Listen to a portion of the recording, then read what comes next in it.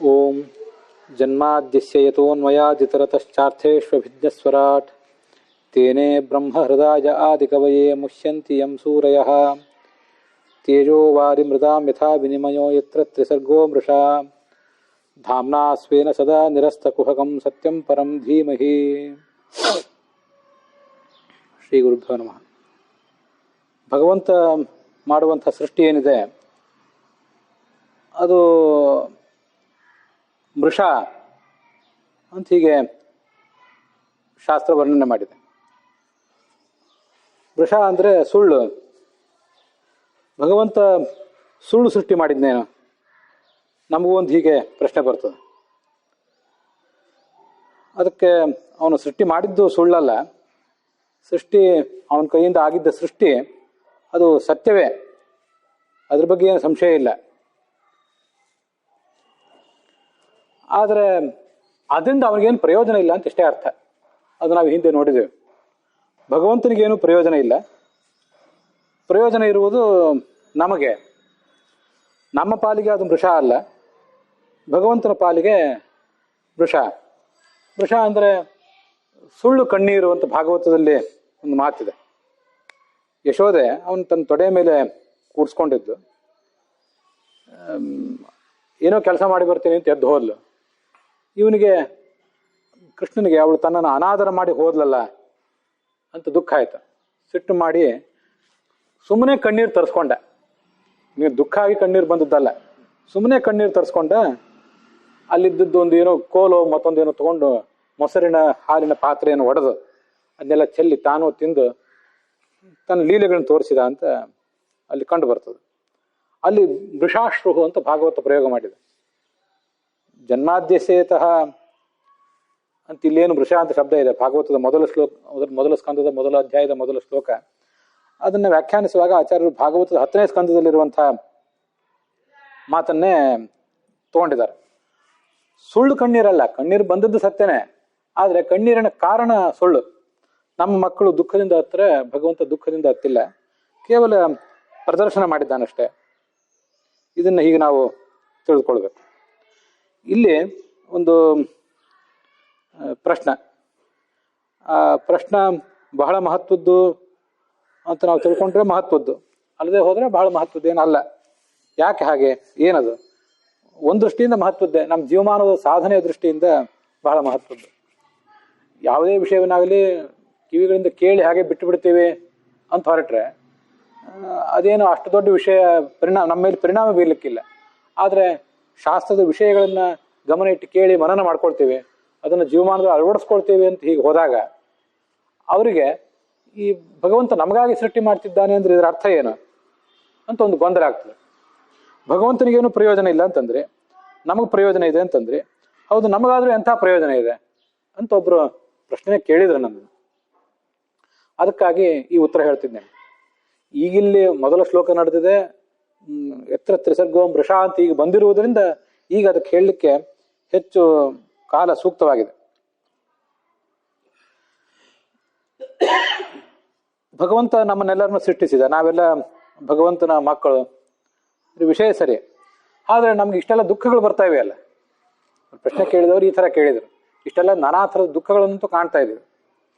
ಈ ದುಃಖಗಳನ್ನೆಲ್ಲ ನಾವು ಅನುಭವಿಸ್ತಾ ಇರುವುದನ್ನು ನೋಡಿದರೆ ತನ್ನ ಭಕ್ತರನ್ನ, ತನ್ನ ಮಕ್ಕಳನ್ನು ಇಷ್ಟೆಲ್ಲ ದುಃಖಕ್ಕೆ ಈಡು ಮಾಡುವುದಕ್ಕಾಗಿ ಭಗವಂತ ಸೃಷ್ಟಿ ಮಾಡಬೇಕಾಗಿತ್ತ ಅಂತ ಅನಿಸ್ಬಿಡ್ತದೆ ಒಮ್ಮೆ. ಸಾಕಷ್ಟು ಶಾಸ್ತ್ರಾಧ್ಯಯನ ಎಲ್ಲ ಮಾಡಿದವರಿಗೂ ಕೇಳಿದವರಿಗೂ ಎಲ್ಲ ಗೊತ್ತು, ಹೌದು ಇಷ್ಟೆಲ್ಲ ಕಷ್ಟಗಳನ್ನು ಕೊಡ್ತಿದ್ದಾನಲ್ಲ. ನೋಡಿ ನಮಗೆ ಸ್ವಲ್ಪ ಸ್ವಲ್ಪ ಕಷ್ಟ ಇದೆ, ಅವ್ರು ಯಾರೋ ಇನ್ನೊಬ್ರನ್ನ ನೋಡ್ತಾರೆ, ಅವ್ರಿಗೆ ಅಷ್ಟೆಲ್ಲ ಕಷ್ಟ ಬಂದಿದೆ ನೋಡಿ, ಪಾಪ ಅವ್ರು ಏನು ಮಾಡಿದ್ರು. ಈ ಜನ್ಮದ ಯಾರಿಗೂ ಏನು, ಈ ಜನ್ಮದಷ್ಟೇ ಕಣ್ಣಿಗೆ ಕಾಣ್ತಿರ್ತದೆ. ಈ ಜನ್ಮದ್ದು ನಮಗೂ ನಿಮಗೂ ಇರೋ ಸ್ನೇಹ ಎಷ್ಟು, ಒಡನಾಟ ಎಷ್ಟು. ಈ ಜನ್ಮದಲ್ಲಿ ಬಾಲ್ಯದಲ್ಲಿ ನೀವೇನು ಮಾಡಿದ್ರಿ ಅಂತ ನನಗೇನು ಗೊತ್ತು, ಯೌವನದಲ್ಲಿ ನಾನೇನು ಮಾಡಿದ್ದೆ ಅಂತ ನಿಮಗೇನು ಗೊತ್ತು, ಅಷ್ಟೇನು ಗೊತ್ತಿರೋದಿಲ್ಲ. ಅದಿರಲಿ, ಹಿಂದಿನ ಜನ್ಮದ್ದಂತೂ ನಂದೇ ನನಗೆ ನೆನಪಿಲ್ಲ, ನಿಮ್ಗೆ ಗೊತ್ತಾಗೋದು ಹೇಗೆ? ನಿಮ್ಮದು ನನಗೆ ಗೊತ್ತಿಲ್ಲ. ಹೀಗೆಲ್ಲ ಇರ್ತದೆ. ಇಂಥ ಎಲ್ಲ ಸ್ಥಿತಿಗಳಲ್ಲಿ ನಮ್ಗೇನೂ ಗೊತ್ತಿಲ್ಲ, ಆದರೂ ನಿಮಗೇನೋ ಕಷ್ಟ ನಷ್ಟಗಳು ಬಂದಾಗ, ಸಂಕಟಗಳು ಬಂದಾಗ, ರೋಗಗಳು ಬಂದಾಗ ನಾನು ಯಾಕೆ ಇವ್ರಿಗೆ ಬಂತು ಹೀಗೆ ಅಂತ ತಿಳ್ಕೊಳ್ತೇನೆ. ಕೆಲವು ಸರಿ ನಿಮ್ಮ ಬಗ್ಗೆ ತಿಳ್ಕೊಳ್ತೇನೆ, ಇನ್ನು ಕೆಲವು ಸರಿ ನನ್ನ ಬಗ್ಗೆನೇ ನನಗೆ ಹೀಗಾಗಬಾರ್ದಿತ್ತು. ಅನೇಕ ಜನ ತಾವು ಹೇಳಿದ್ದನ್ನೇ, ಈ ಥರ ಜನ ಹೇಳಿದ್ದನ್ನು ನಾನು ಕೇಳಿದ್ದೇನೆ. ನಾನು ಇಷ್ಟೆಲ್ಲ ಧಾರ್ಮಿಕನಾಗಿ ಬದುಕಿದವನು, ಇಷ್ಟು ಪರೋಪಕಾರಿಯಾಗಿ ಬದುಕಿದವನು, ದೇವ್ರು ನಂಗೆ ಹೀಗೆ ಮಾಡಬಾರ್ದಿತ್ತು ಅಂತ ತನ್ನ ಬಗ್ಗೆ ಹೇಳಿದವರು ಇದ್ದಾರೆ. ಇನ್ನೊಬ್ಬರ ಬಗ್ಗೆ ಹೇಳಿದ್ರಾದ್ರೂ ಸ್ವಲ್ಪ ಏನೋ ಸಹ್ಯ ಅದ, ನನಗೆ ಹೀಗೆ ಮಾಡಬಾರ್ದಿತ್ತು ಅಂತ ಜನ ಮಾತಾಡ್ಕೊಳ್ಳೋದೆಲ್ಲ ಇದೆ. ಅದು ಬರೇ ಮಾತಿಗಷ್ಟೇ ಸೀಮಿತ ಆದರೆ ದೊಡ್ಡ ದೋಷ ಅಲ್ಲ.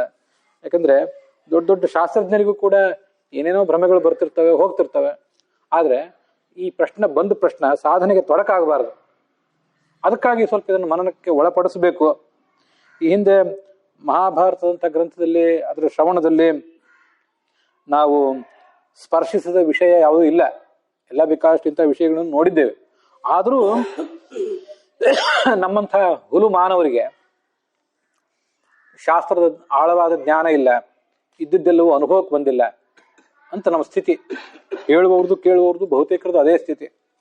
ಹಾಗಿರುವಾಗ ಅವರಿಗೆ ಇಂಥ ಒಂದು ಆಲೋಚನೆ ಏನಾದರೂ ಬಂದರೆ ಅದು ಸಾಧನೆಗೆ ತೊಡಕಾಗಿ ಸಾಧನೆಯನ್ನೇ ಬಿಟ್ಟು ಬಿಡುವಂತಹ ಪ್ರಸಂಗ ಬರ್ತಿರ್ತದೆ. ಕೆಲವೊಂದು ನಾವು ಇಂಥದನ್ನು ಕೆಲವೊಂದು ನೋಡಿರ್ತೀವಿ.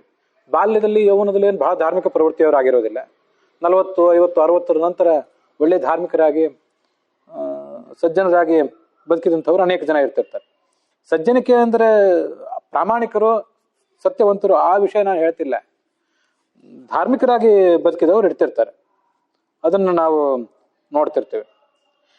ಇನ್ನು ಕೆಲವು ಅಪರೂಪದ ಉದಾಹರಣೆಗಳಲ್ಲಿ ಬಾಲ್ಯದಿಂದ ಆರಂಭಿಸಿ ಕೊನೆ ತನಕನೂ ಧಾರ್ಮಿಕರಾಗೇ ಬದುಕಿರ್ತಾರೆ. ಆದರೆ ಕೊನೆಗೊಂದು ದಿವಸ ಎಲ್ಲ ಧರ್ಮ ಎಲ್ಲ ಪರಿತ್ಯಾಗ ಮಾಡಿ 50-60 ವರ್ಷದ ನಂತರ ಇದನ್ನು ಮಾಡಿದವರು, ತೊಗೊಂಡೋಗಿ ದೇವರುಗಳನ್ನೆಲ್ಲ ಬಾವಿಗೆ ಹಾಕಿದವರು, ನದಿಗೆ ಹಾಕಿದವರು, ಇನ್ಮೇಲೆ ಸಂಧ್ಯಾವಂದನವೂ ಬೇಡ, ಶ್ರಾದ್ದವೂ ಬೇಡ, ಏನೂ ಬೇಡ, ಏನೇನೋ ಅವಘಡಗಳನ್ನು ಎದುರಿಸಿ ಏನೂ ಬೇಡ ಅಂತಂದವ್ರ ಬಗ್ಗೆ ಎಲ್ಲ ನಾವು ನೋಡಿರ್ತೀವಿ, ಕೇಳಿರ್ತೀವಿ. ಇದಕ್ಕೆಲ್ಲ ಏನು ಕಾರಣ? ಹೀಗಾಗಬಾರ್ದಲ್ಲ. ಆಗೋದು ಶೋಭೆ ಅಲ್ಲ. ಸಾಧನೆಯ ಮಾರ್ಗದಲ್ಲಿ ಇದೊಂದು ಶೋಭೆ ಅಲ್ಲ. ಇದು ನಮ್ಮ ಸಾಧನೆಯ ಮಾರ್ಗ ಅನ್ನೋದು ಹಾವು ಏಣಿ ಆಟ ಇದ್ದಂತೆ. ಇದರಲ್ಲಿ ಹಾವು ಮತ್ತು ಏಣಿಗಳು ಸಮಾನ ಸಂಖ್ಯೆಯಲ್ಲಿದ್ದರೆ ಒಂದಿಷ್ಟು ಕಚ್ಚಿಸ್ಕೋತಾ ಇರ್ತೇವೆ, ಮತ್ತು ಕೆಳಗೆ ಬಂದು ಬೀಳ್ತಿರ್ತೀವಿ, ಮತ್ತೆ ಏಣಿ ಸಿಗ್ತದೆ ಏರ್ತೇವೆ. ಈ ಏಣಿಗಿಂತ ಹಾವಿನ ಸಂಖ್ಯೆ ಜಾಸ್ತಿ ಆದರೆ, ಋಗ್ಭಾಷ್ಯದಲ್ಲಿ ಆಚಾರ್ಯರು ಹಾವು ಅಂದರೆ ಸಂಶಯ ಅಂತ ಅರ್ಥ ಹೇಳ್ತಾರೆ. ಅಹಿ ಅನ್ನೋ ಸಂಶಯಕ್ಕೆ, ಅಹಿ ಅಂದ್ರೆ ಹಾವು, ಅದಕ್ಕೆ ಸಂಶಯ ಅಂತ ಅರ್ಥ ಹೇಳ್ತಾರೆ. ನಮಗೆ ಬರುವ ಯಥಾರ್ಥ ಜ್ಞಾನಕ್ಕಿಂತ ಸಂಶಯಗಳ ಪಾತ್ರವೇ ಹೆಚ್ಚಾದರೆ ಅದು ಸಾಧನೆಗೆ ತೊಡಕಾಗ್ತದೆ. ಆ ಸಂಶಯಗಳೆಂಬ ಹಾವು ನಮ್ಮನ್ನು ಕಚ್ಚಿ ಕೆಳಗೆ ಬೀಳಿಸುವುದಾದರೆ, ಏರುವ ಪ್ರಮಾಣ ಕಡಿಮೆ, ಇಳಿಯುವುದೇ ಹೆಚ್ಚಾದರೆ, ಹಾಗಾಗಿ ನಾವು ಇಳಿಮುಖರಾಗೇ ಹೋಗ್ತೀವಿ, ಏರುಮುಖರಾಗಿ ಹೋಗೋದೇ ಇಲ್ಲ. ಆ ಒಂದು ಅಪಾಯ ನಮಗೆ ಬರಬಾರ್ದು. ಯಾವ ಜನ್ಮದಲ್ಲಿ ಯಾವಾಗ ಏನಾಗ್ತದೆ ಹೇಳಿಕ್ಕೆ ಬರೋದಿಲ್ಲ. ದೇವತೆಗಳೆಲ್ಲ ಅವತಾರ ಮಾಡಿದ್ರು ಅಥವಾ ಮೂಲ ರೂಪದಲ್ಲಿಯೂ ಹೆಚ್ಚು ಕಡಿಮೆ ಅವರ ಸಾಧನೆ, ಅವ್ರ ಸಾಧನೆ ಗ್ರಾಫ್ ಅದು ಏರ್ಮುಖವಾಗಿರ್ತದೆ. ಮನುಷ್ಯ ಮಾತ್ರ ಇಂಥ ನಾನಾ ಥರದ ಏಳು ಬೀಳುಗಳನ್ನು ಜೀವಮಾನದಲ್ಲಿ ಅನುಭವಿಸುವುದರಿಂದ ಅವನಿಗಿಂತ ತೊಂದರೆಗಳು ಬಂದ್ಬಿಡ್ತವೆ. ಅದಕ್ಕಾಗಿ ನಾವು ಎಚ್ಚರಿಕೆಯಿಂದ ಇರಬೇಕು. ಅದಕ್ಕಾಗಿ ನನ್ನ ಮನನ ಈ ಪ್ರಶ್ನೆಗೆ ಸಂಬಂಧಪಟ್ಟಂತೆ ಸಾತ್ವಿಕರಿಗೆ ಸಂಬಂಧಪಟ್ಟಂತೆ ಒಂದೇನೋ ಉತ್ತರ ಕೊಡಬಹುದು. ಇಷ್ಟೆಲ್ಲ ಕಷ್ಟ ಆಗಿದೆ ಸಾತ್ವಿಕರಿಗೆ, ನಮಗಾಯ್ತು, ನಾವು ಸಾತ್ವಿಕರು ಅಂತ ತಿಳ್ಕೊಂಡಿದ್ದೇವೆ, ನಮ್ಮನ್ನು ನಾವು ಭಕ್ತರು ಅಂತ ತಿಳ್ಕೊಂಡಿದ್ದೀವಿ, ಇನ್ನೊಬ್ಬರನ್ನು ಹಾಗೆ ತಿಳ್ಕೊಂಡಿದ್ದೀವಿ. ನಮಗೆಲ್ಲ ಏನೋ ಕಷ್ಟ ಬಂತು ಅಂತಂದಾಗ, ಇದೆಲ್ಲ ಕಷ್ಟ ಏನು ದೊಡ್ಡ ಕಷ್ಟ ಅಲ್ಲ ರೀ, ಕಷ್ಟ ತರಬೇತಿ. ಇದು ಶಾಸ್ತ್ರದಲ್ಲಿ ಓದಿದ್ದೀವಿ, ಹೇಳ್ತೀವಿ, ಪುಸ್ತಕದಲ್ಲಿ ಓದಿದ್ದನ್ನು ಹೇಳಲಿಕ್ಕೆ ಏನು ಗಂಟು ಹೋಗಿದೆ ಹೇಳ್ತೇವೆ. ಅದರಿಂದ ಇವೆಲ್ಲ ತರಬೇತಿಗಳಿದು. ಮಿಲಿಟರಿಯಲ್ಲಿ ಚೆನ್ನಾಗಿ ತರಬೇತಿ ತೊಗೊಂಡ್ರೆ ಮುಂದೆ ಯುದ್ಧ ಮಾಡ್ತಾರೆ. ಈಗ ತರಬೇತಿ ಬೇಡ, ಕಷ್ಟಪಡೋದು ಬೇಡ ಅಂತ ಆದರೆ ನಾಳೆ ಏನು ಯುದ್ಧ ಮಾಡ್ತಾರೆ? ಅದರಂತೆ ಇವೆಲ್ಲ ಒಂದು ತರಬೇತಿ. ಇದು ಭಗವಂತ ನಮ್ಗೆ ಕೊಡುವಂಥ ಒಂದು ತರಬೇತಿ. ಅದರಿಂದ ಇವೆಲ್ಲ ಈ ದುಃಖಗಳೇ ಅಲ್ಲ. ಯಾಕಂದ್ರೆ ನಾಳೆ ಒಂದು ಮಹಾಸುಖ ನಮಗೆ ಕಾದಿದೆ. ಆ ಮಹಾಸುಖವನ್ನು ಅನುಲಕ್ಷಿಸಿದರೆ, ಶಾಶ್ವತವಾದ ಇನ್ನೆಂದೂ ಆ ಸುಖಕ್ಕೆ ಚ್ಯುತಿಯೇ ಇಲ್ಲ ಅಂಥ ಸುಖವನ್ನು ನಾವು ಗಮನದಲ್ಲಿ ಇಟ್ಕೊಂಡ್ರೆ, ಈಗ ಬಂದಿರೋ ದುಃಖ ಏನು ದೊಡ್ಡದಲ್ಲ ಹಾಗಾದ್ರೆ ಅಂತ ಸಹನ ಮಾಡ್ಕೋಬಹುದು. ಅದು ಕಷ್ಟವೇ. ಯಾಕಂದ್ರೆ ಮನುಷ್ಯನಿಗೆ ಅದೇನೋ ಯಾವುದೋ ಶಾಸ್ತ್ರದಲ್ಲಿ ಹೇಳಿದ್ದಾರೆ, ಆ ಪ್ರವಚನ ಹೇಳ್ತಾರೆ ಅವರು, ಮಹಾಸುಖ, ಅನಂತವಾದ ಸುಖ, ಸ್ವರೂಪ ಸುಖ ಅಂತೆಲ್ಲ ಹೇಳ್ತಾರೆ. ನೋಡಿದವ್ರು ಯಾರು? ಈಗಿನ ಇದಕ್ಕೆ ಯಾರು ಪರಿಹಾರ ಹೇಳೋರು? ಇನ್ನು ಅನುಭವಿಸ್ತಿದ್ದೀವಲ್ಲ, ಇನ್ನು ಹೇಳ್ರಿ. ಪ್ರಾರಬ್ಧ ಕರ್ಮ ಅಂತ ಉತ್ತರ ಕೊಟ್ರೆ, ನಿಮ್ಮ ಪ್ರಾರಬ್ಧ ಕರ್ಮ ಅಂತ ಉತ್ತರ ಕೇಳಿ ಕೇಳಿ ನಮ್ಗೆ ಸಾಕಾಗಿ ಹೋಗಿದೆ. ವಿ ಆರ್ ಫೆಡ್ ಅಪ್ ಅಂತಾರೆ. ಇದನ್ನ ಅಂದಿದ್ದಾರೆ ನನಗೆ. ಸರಿ, ಪ್ರಾರಬ್ಧ ಕರ್ಮ ಅಂತ ಬಿಟ್ಟು ಉತ್ತರ ಬೇರೆ ಏನು ಕೊಡೋದು? ಈ ಪ್ರಶ್ನೆ ಕೇಳುವವರು ಕೂಡ ನನ್ನ ಹೀಗೆ ಕೇಳಿದ್ರು, ನೀವು ಉತ್ತರ ಕೊಟ್ಟ ಕೂಡಲೇ ನಮ್ಗೆ ಅದು ಕನ್ವಿನ್ಸ್ ಆಗ್ತದೆ ಅಂತಿಲ್ಲ ಅಂತ ಅವ್ರಿಗೆ ಗೊತ್ತಿದೆ ಅದು. ಆದರೂ ಅವ್ರು ಕೇಳಿದ್ರು, ಆದರೂ ಇದ್ರ ಬಗ್ಗೆ ಮನನ ಆಗಬೇಕು, ಅವ್ರು ಕೇಳಿ ಅಂತ. ಈ ಉತ್ತರ ಕೊಟ್ಟ ಕೂಡಲೇ ಅದಕ್ಕೆ ಮನವರಿಕೆ ಆಗದೆ ಇರ್ಲಿಕ್ಕೆ ಎರಡು ಕಾರಣ. ಭಾಗವತದಲ್ಲಿ ತಾತ್ಪರ್ಯದಲ್ಲಿ ಅದನ್ನು ಹೇಳ್ತಾರೆ. ಗುರು ಶಿಷ್ಯ ಹೇಳುಗ ಕೇಳುಗ ಅಂತ ಇಬ್ರು ಕೂತಾಗ ಇವನು ಹೇಳಿದ್ದು ಅವನ ಮೇಲೆ ಯಾಕೆ ಪರಿಣಾಮ ಬೀರೋದಿಲ್ಲ ಶಿಷ್ಯನ ಮೇಲೆ ಅಂದ್ರೆ, ಇಬ್ಬರೂ ಅಯೋಗ್ಯರಾಗಿದ್ರೆ, ಇವನ ಯೋಗ್ಯತೆಯೂ ಪಕ್ವಾಗಿಲ್ಲ, ಅವನ ಯೋಗ್ಯತೆಯೂ ಪಕ್ವಾಗಿಲ್ಲ ಅಂತ ಆದಾಗ ಮತ್ತೆ ಹೇಗೆ ಹೇಳಿದ್ದು ಕೇಳಿದ್ದು ಏನಾಗ್ತದೆ? ವಾರ್ತೆ ಓದಿದಂತ ಆಗ್ತದೆ ಅಷ್ಟೆ. ಇಬ್ಬರಲ್ಲಿ ಒಬ್ಬ ಅಯೋಗ್ಯ ಆಗಿದ್ರೆ ಅವಾಗಲೂ ಇದೇ ಸಮಸ್ಯೆ. ಇಬ್ಬರೂ ಯೋಗ್ಯರಾಗಿದ್ರೆ ಮಾತ್ರ ಇವನು ಹೇಳಿದ್ದು ಅವನಿಗೆ ಪರಿಣಾಮ ಬೀರ್ತದೆ. ಗುರುವಾದವನು ತನ್ನ ಜೀವಮಾನದಲ್ಲಿ ಶಾಸ್ತ್ರಾರ್ಥಗಳನ್ನೆಲ್ಲ ಅರಿತು ಅದನ್ನು ಆಚರಿಸಿ ಅದನ್ನ ಶುದ್ಧವಾದ ಮನಸ್ಸಿನಿಂದ ಪರಿಣಾಮಕಾರಿಯಾಗಿ ದೃಷ್ಟಾಂತಗಳೊಂದಿಗೆ ಎದುರಿಗೆ ಕೂತವರಿಗೆ ಹೇಳ್ತಾನೆ ಅಂತ ಆದಾಗ ಅವನ ಜೀವನ ನೋಡಿ, ಅವನ ಜೀವಮಾನ ಅವನು ಹೇಗೆ ಬದುಕಿದಾನೆ ಪ್ರಾಮಾಣಿಕನಾಗಿ ಧಾರ್ಮಿಕನಾಗಿ ಅಂತನ್ನೋದನ್ನ ಉಳಿದವರು ಕೂಡ ಗಮನಿಸ್ತಾರಲ್ಲ, ಪ್ರಶ್ನೆ ಕೇಳುವವರು ಗಮನಿಸ್ತಿರ್ತಾರಲ್ಲ. ಹಾಗೆ ಗಮನಿಸಿ ಅವರು ಸಮಾಧಾನ ಪಟ್ಕೋಬಹುದು. ಇದು ಇವನ ಜೀವನವೇ ಆಷಾಢಭೂತಿ ಜೀವನ ಆಗಿದ್ರೆ ಮತ್ತೆ ಇವರಿಂದ ಇಂಥವನ ಜೀವನ ನೋಡಿ ಅವ್ರಿಗೇನು ಸಮಾಧಾನ ಆಗ್ಬೇಕು? ಅದರಿಂದ ಅದೊಂದು ದೊಡ್ಡ ಕಷ್ಟವೇ. ಅಂತೂ ಯಾಕೆ ಇಂಥ ಪ್ರಶ್ನೆಗಳು ಮೂಲಭೂತ ಪ್ರಶ್ನೆಗಳು ಅಂತ ಅನ್ನೋದು. ಇದನ್ನು ಸಂಧ್ಯಾವಂದನೆ ಹೇಗೆ ಮಾಡಬೇಕು, ಆಚಮನ ಹೇಗೆ ಮಾಡಬೇಕು ಅಂತ ಪ್ರಶ್ನೆ ಕೇಳಿಬಿಟ್ರೆ ತುಂಬಾ ಸುಲಭವಾಗಿ ಉತ್ತರ ಹೇಳ್ಬೋದು. ಹೀಗೆ ಪ್ರಾಣಾಯಾಮ ಮಾಡಬೇಕು, ಈ ತರ ಮಂತ್ರ ಹೀಗನ್ಬೇಕು, ಇದು ಹೀಗಂದ್ರೆ ತಪ್ಪು ಹೀಗಂದ್ರೆ ಒಪ್ಪು ಅಂತ ಸುಲಭವಾಗಿ ಉತ್ತರ ಹೇಳ್ಬಿಡ್ಬೋದು. ಇವು ಕೆಲವು ಮೂಲಭೂತ ಪ್ರಶ್ನೆಗಳೇನಿವೆ, ಫಂಡಮೆಂಟಲ್ ಪ್ರಿನ್ಸಿಪಲ್ಸ್ ಅಥವಾ ಫಂಡಮೆಂಟಲ್ ಪ್ರಾಬ್ಲಮ್ಸ್ ಏನಿವೆ, ಅವಕ್ಕೆ ಅಷ್ಟು ಸುಲಭವಾಗಿ ಉತ್ತರ ಹೇಳೋದು ಬಹಳ ಕಷ್ಟದ ಕೆಲಸ. ಅದು 2+2=4 ಅಂತ ತೋರಿಸಿದ ಹಾಗೆ ಈ ಎಲ್ಲ ವಿಷಯಗಳನ್ನ ಏನಂತ ತೋರಿಸೋದು? ಅಲೌಕಿಕವಾದ ವಿಷಯಗಳು ಲ್ಯಾಬ್ನಲ್ಲಿ ಇದನ್ನೇನು ಪ್ರೂವ್ ಮಾಡ್ಲಿಕ್ಕೆ ಬರ್ತದ? ತೋರ್ಸಲಿಕ್ಕೆ ಬರೋದಿಲ್ಲ. ಹಾಗೆ ಅಂತ ಹೇಳಿ ಬಿಡ್ಲಿಕ್ಕೆ ಬರೋವಂತಿಲ್ಲ. ಅದನ್ನೆಲ್ಲ ಮನನಕ್ಕೆ ಒಳಪಡಿಸಲೇಬೇಕು. ಇಲ್ಲದೆ ಹೋದ್ರೆ ಅಪಾಯ ಕಾದಿದೆ. ಆ ಮನೋಭಾವ ಬಲುತ್ರೆ ಅಪಾಯ ಕಾದಿದೆ, ಅದು ಬೇಡ. ಇರ್ಲಿ. ಅಂತೂ ಸಾತ್ವಿಕರಿಗೆ ಅದನ್ನು ಯಾಕೆ ಕಷ್ಟ ಕೊಡ್ತಾನೆ ಅಂದ್ರೆ ಅವರಿಗೆ ನಾಳೆ ಅದರಿಂದ ಒಂದು ಪ್ರಯೋಜನ ಇದೆ ಅಂತ ಉತ್ತರ ಕೊಡ್ಬೋದು. ಈ ನಮ್ಮಲ್ಲಿ ಅದರಲ್ಲಿ ವಿಶೇಷವಾಗಿ ವೇದಾಂತದಲ್ಲಿ ಮಧ್ವಾಚಾರ್ಯರು ಹೇಳಿದಂತಹ ವೇದಾಂತದಲ್ಲಿ ಸಾತ್ವಿಕರು ಅಂತ ಕೆಲವರಿದ್ದಾರೆ, ಭಗವಂತನನ್ನು ತಲುಪುವಂಥವ್ರು ಕೆಲವರಿದ್ದಾರೆ. ಭಗವಂತನನ್ನು ಎಂದೂ ತಲುಪದೆ ಸ್ವರ್ಗ ಭೂಮಿ ಹೀಗೆ ಓಡಾಡ್ಕೊಂಡಿರುವಂಥವ್ರು ರಾಜಸರು ಅಂತ ಇನ್ನೊಂದು ವರ್ಗ ಇದೆ. ಅವರಿಗೆ ಮುಕ್ತಿ ಅಂತ ಆಗೋದೇ ಇಲ್ಲ. ಸಂಸಾರಕ್ಕೊಂದು ಮೇಲೆ ಬಂದ್ರೆ ಹೋಗಿ ಮುಂದೆ ಹೀಗೆ ಓಡಾಡ್ತಿರ್ತಾರೆ. ಇದು ಇನ್ನೊಂದು ವರ್ಗ. ಮೂರನೇ ವರ್ಗ ಸೃಷ್ಟಿಗೆ ಬಂದ ಮೇಲೆ ತಮ್ಮ ಪಾಪ ಸಾಧನವನ್ನೆಲ್ಲ ಮಾಡ್ಕೊಂಡು ದುರ್ಗತಿಗೆ ಹೋಗಿ ಬಿಡುವವರು, ಎಂದೂ ಆ ದುರ್ಗತಿಯಿಂದ ಮರಳದೇ ಇರುವವ್ರದು ಅಂತ ಒಂದು ವರ್ಗ ಇದೆ. ಈ ವರ್ಗಗಳ ಬಗ್ಗೆ ಬೇರೆ ಎಷ್ಟೋ ಜನ ನಮ್ಮಲ್ಲಿನ ಭಾರತೀಯ ವೇದಾಂತದ ಮಾರ್ಗದವರು ಇದನ್ನ ಒಪ್ಕೊಂಡಿಲ್ಲ. ಶಾಶ್ವತವಾದ ನರಕ ಅಂತಿಲ್ಲ, ತಾತ್ಕಾಲಿಕವಾದ ನರಕ ಇದೆ. ನರಕಕ್ಕೆ ಹೋಗ್ತಾರೆ ಮತ್ತೆ ಸದ್ಗತಿ ಪಡಿತಾರೆ. ಎಲ್ಲಾ ಜನರು ಕೂಡ ಅಪವಾದ ಇಲ್ಲದಂತೆ ಪ್ರತಿಯೊಬ್ಬ ವ್ಯಕ್ತಿಯು ಕೂಡ ಭಗವಂತನನ್ನು ತಲುಪ್ತಾನೆ ಅಂತ ಹೇಳುವವರು ಕೆಲವರಿದ್ದಾರೆ. ಇನ್ನ ಕೆಲವು ಬೇರೆ ಮತಗಳಲ್ಲಿ, ಕ್ರಿಶ್ಚಿಯಾನಿಟಿ, ಇಸ್ಲಾಂ ಅಂತ ಮತಗಳಲ್ಲಿ ಶಾಶ್ವತವಾಗಿ ನರಕಕ್ಕೆ ಹೋಗುವವರ, ದುರ್ಗತಿಗೆ ಹೋಗುವವರ ಬಗ್ಗೆ ವರ್ಣನೆ ಇದೆ. ಅಂತೂ ಇದ್ರ ಬಗ್ಗೆ ಒಂದು ಪ್ರಶ್ನೆ ಬರ್ತದೆ. ಭಗವಂತನ ಭಕ್ತರಿಗಾದ್ರೆ ಈಗ ಆಗ್ತಿರೋ ಕಷ್ಟಗಳು ತರಬೇತಿ ಅಂತ ತಿಳ್ಕೊಂಡ್ಬಿಡ್ಬೋದು. ನಾಳೆ ಅವನಿಗೆ ಮಹಾ ಸುಖ ಕಾದಿದೆ. ಆದ್ರೆ ತಾಮಸರಿಗೆ ಏನು ತರಬೇತಿ? ಯಾಕಂದ್ರೆ ನಾಳೆ ಅವ್ರಿಗೆ ಏನು ಸುಖ ಸಿಗೋದಿದೆ? ಸುಖದ ಪ್ರಶ್ನವೇ ಇಲ್ವಲ್ಲ. ಆದ್ರಿಂದ ಅವರಿಗೆ ಇಂಥವೆಲ್ಲ ಕಷ್ಟಗಳನ್ನು ಕೊಟ್ಟಿದ್ರಿಂದ ಏನು ಲಾಭ? ಭಗವಂತನಿಗೆ ಲಾಭ ಇಲ್ಲ ಅಂತಂದ್ರಿ. ಭಗವಂತನಿಗೆ ಸಾತ್ವಿಕರಿಗೆ ಏನು ಮಾಡಿದ್ರೂ ಲಾಭ ಇಲ್ಲ, ರಾಜಸರಿಗೆ ಏನು ಮಾಡಿದ್ರು ಲಾಭ ಇಲ್ಲ, ತಾಮಸರಿಗೆ ಏನು ಮಾಡಿದ್ರು ಲಾಭ ಇಲ್ಲ. ಆದ್ರೆ ತಾಮಸರಿಗೆ ಇಂಥ ಕಷ್ಟ ಕೊಡೋದನ್ನಾದ್ರೂ ತಪ್ತದಲ್ಲ ಈ ಒಂದು ಪ್ರಶ್ನೆ. ಕಳೆದ 30-35 ವರ್ಷದಿಂದಲೂ ನಾನು ಜನರನ್ನು ಕೇಳಿದ್ದೇನೆ, ವಿದ್ವಾಂಸರನ್ನ, ಮತ್ತು ಕೆಲವರು ನನ್ನನ್ನು ಕೇಳಿದ್ದಾರೆ, ಮನನ ಮಾಡಿದ್ದೇವೆ, ಮಾಡ್ಕೋತಾನೆ ಇದ್ದೇವೆ. ಭಗವಂತ ಜೀವರನ್ನೆಲ್ಲ ಸೃಷ್ಟಿಗೆ ತಂದಲ್ಲ, ಆ ಸೃಷ್ಟಿಗೆ ತರುವ ಪ್ರಸಂಗದಲ್ಲಿ ತಾಮಸರನ್ನು ಸೃಷ್ಟಿಗೆ ತರದೇ ಇದ್ದು ಚೆನ್ನಾಗಿರ್ತಿತ್ತಲ್ಲ ಅಂತ ಕೆಲವ್ರದ್ದು ಪ್ರಶ್ನೆ. ಸೃಷ್ಟಿಗೆ ಬಂದಿಲ್ಲದೆ ಹೋದ್ರೆ ಅವ್ರ ಸ್ವಭಾವ ಬದಲು ಮಾಡ್ರಿ ನೀವು ಅಂತ ನಾವು ಹೇಳ್ತಿಲ್ಲ. ಭಗವಂತನ ಎದುರಿಗೆ ಅಂಥದ್ದೇನು ಅರ್ಜಿ ಇಟ್ಟಿಲ್ಲ ನಾವು. ಆದ್ರೆ ಕನಿಷ್ಠ ಪಕ್ಷ ಅವರಿಗೆ ಸೃಷ್ಟಿಗೆ ತರದೇ ಹೋದ್ರೆ, ಸೃಷ್ಟಿಗೆ ತಂದ್ರಲ್ಲ ಇದೆಲ್ಲ ಕಷ್ಟ, ನಾಳೆ ಶಾಶ್ವತವಾದ ದುರ್ಗತಿ ಇದೆಲ್ಲ ಕಷ್ಟ, ಸೃಷ್ಟಿಗೆ ತರದೇ ಹೋದ್ರೆ ಅವ್ರಿಗೆ ಕಷ್ಟ ಇಲ್ಲವೇ ಇಲ್ಲ. ಹಾಗೆ ಮಾಡಿಬಿಡ್ಬೋದಲ್ಲ ಅಂತೊಂದು ಪ್ರಶ್ನೆ ನಮಗೆ ಮೇಲಿನ ಮೇಲೆ ಬರ್ತಿರ್ತದೆ. ಯಾಕೆಂದ್ರೆ ಅವ್ರಿಗೆ ತರಬೇತಿ ಅಂತ ಉತ್ತರ ಹೇಳಲಿಕ್ಕೆ ಬರೋದಿಲ್ಲ. ಅವ್ರಿಗೆ ಎಂಥ ತರಬೇತಿ? ನಾಳೆ ಏನು ಅವರಿಗೆ ಶಾಶ್ವತವಾದ ಸದ್ಗತಿಯ ಗುರಿ ಏನು ಇಲ್ವಲ್ಲ ಅಂತಂದ್ರೆ, ಕ್ಷುದ್ರ ಮಿಶ್ರಾಣಿ ಇವ ಬೀಜಾನಿ, ಈ ಐತರಿ ಉಪನಿಷತ್ತು ಹೇಳ್ತದೆ. ನಾವೆಲ್ಲ ಸಾತ್ವಿಕರಾಗಲಿ, ರಾಜಸರಾಗಲಿ, ತಾಮಸರೇ ಆಗಲಿ, ಏನೇ ಆಗಲಿ,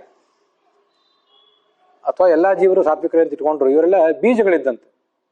ಕ್ಷುದ್ರ ಮಿಶ್ರಾಣಿ, ಇದರಲ್ಲಿ ಕೆಟ್ಟ ಬೀಜಗಳು ಇವೆ, ಒಳ್ಳೆ ಬೀಜಗಳು ಇವೆ. ಬಿತ್ತಿದರೆ ಮಾವಿನ ಮರ ಆಗುವಂಥ, ಹಲಸಿನ ಮರ ಆಗುವಂಥ, ಸಂಪಿಗೆ ಮರ ಆಗುವಂಥ ಬೀಜಗಳು ಇವೆ. ಕೆಟ್ಟ ಕಾಂಗ್ರೆಸ್ನಂಥ ಕಸವಾಗಿ ಹೋಗುವಂಥ, ಕಳೆಯಾಗಿ ಹೋಗುವಂಥ ಬೀಜಗಳು ಕೂಡ ಎರಡೂ ಇದರಲ್ಲಿ ಇದ್ದೇ ಇವೆ.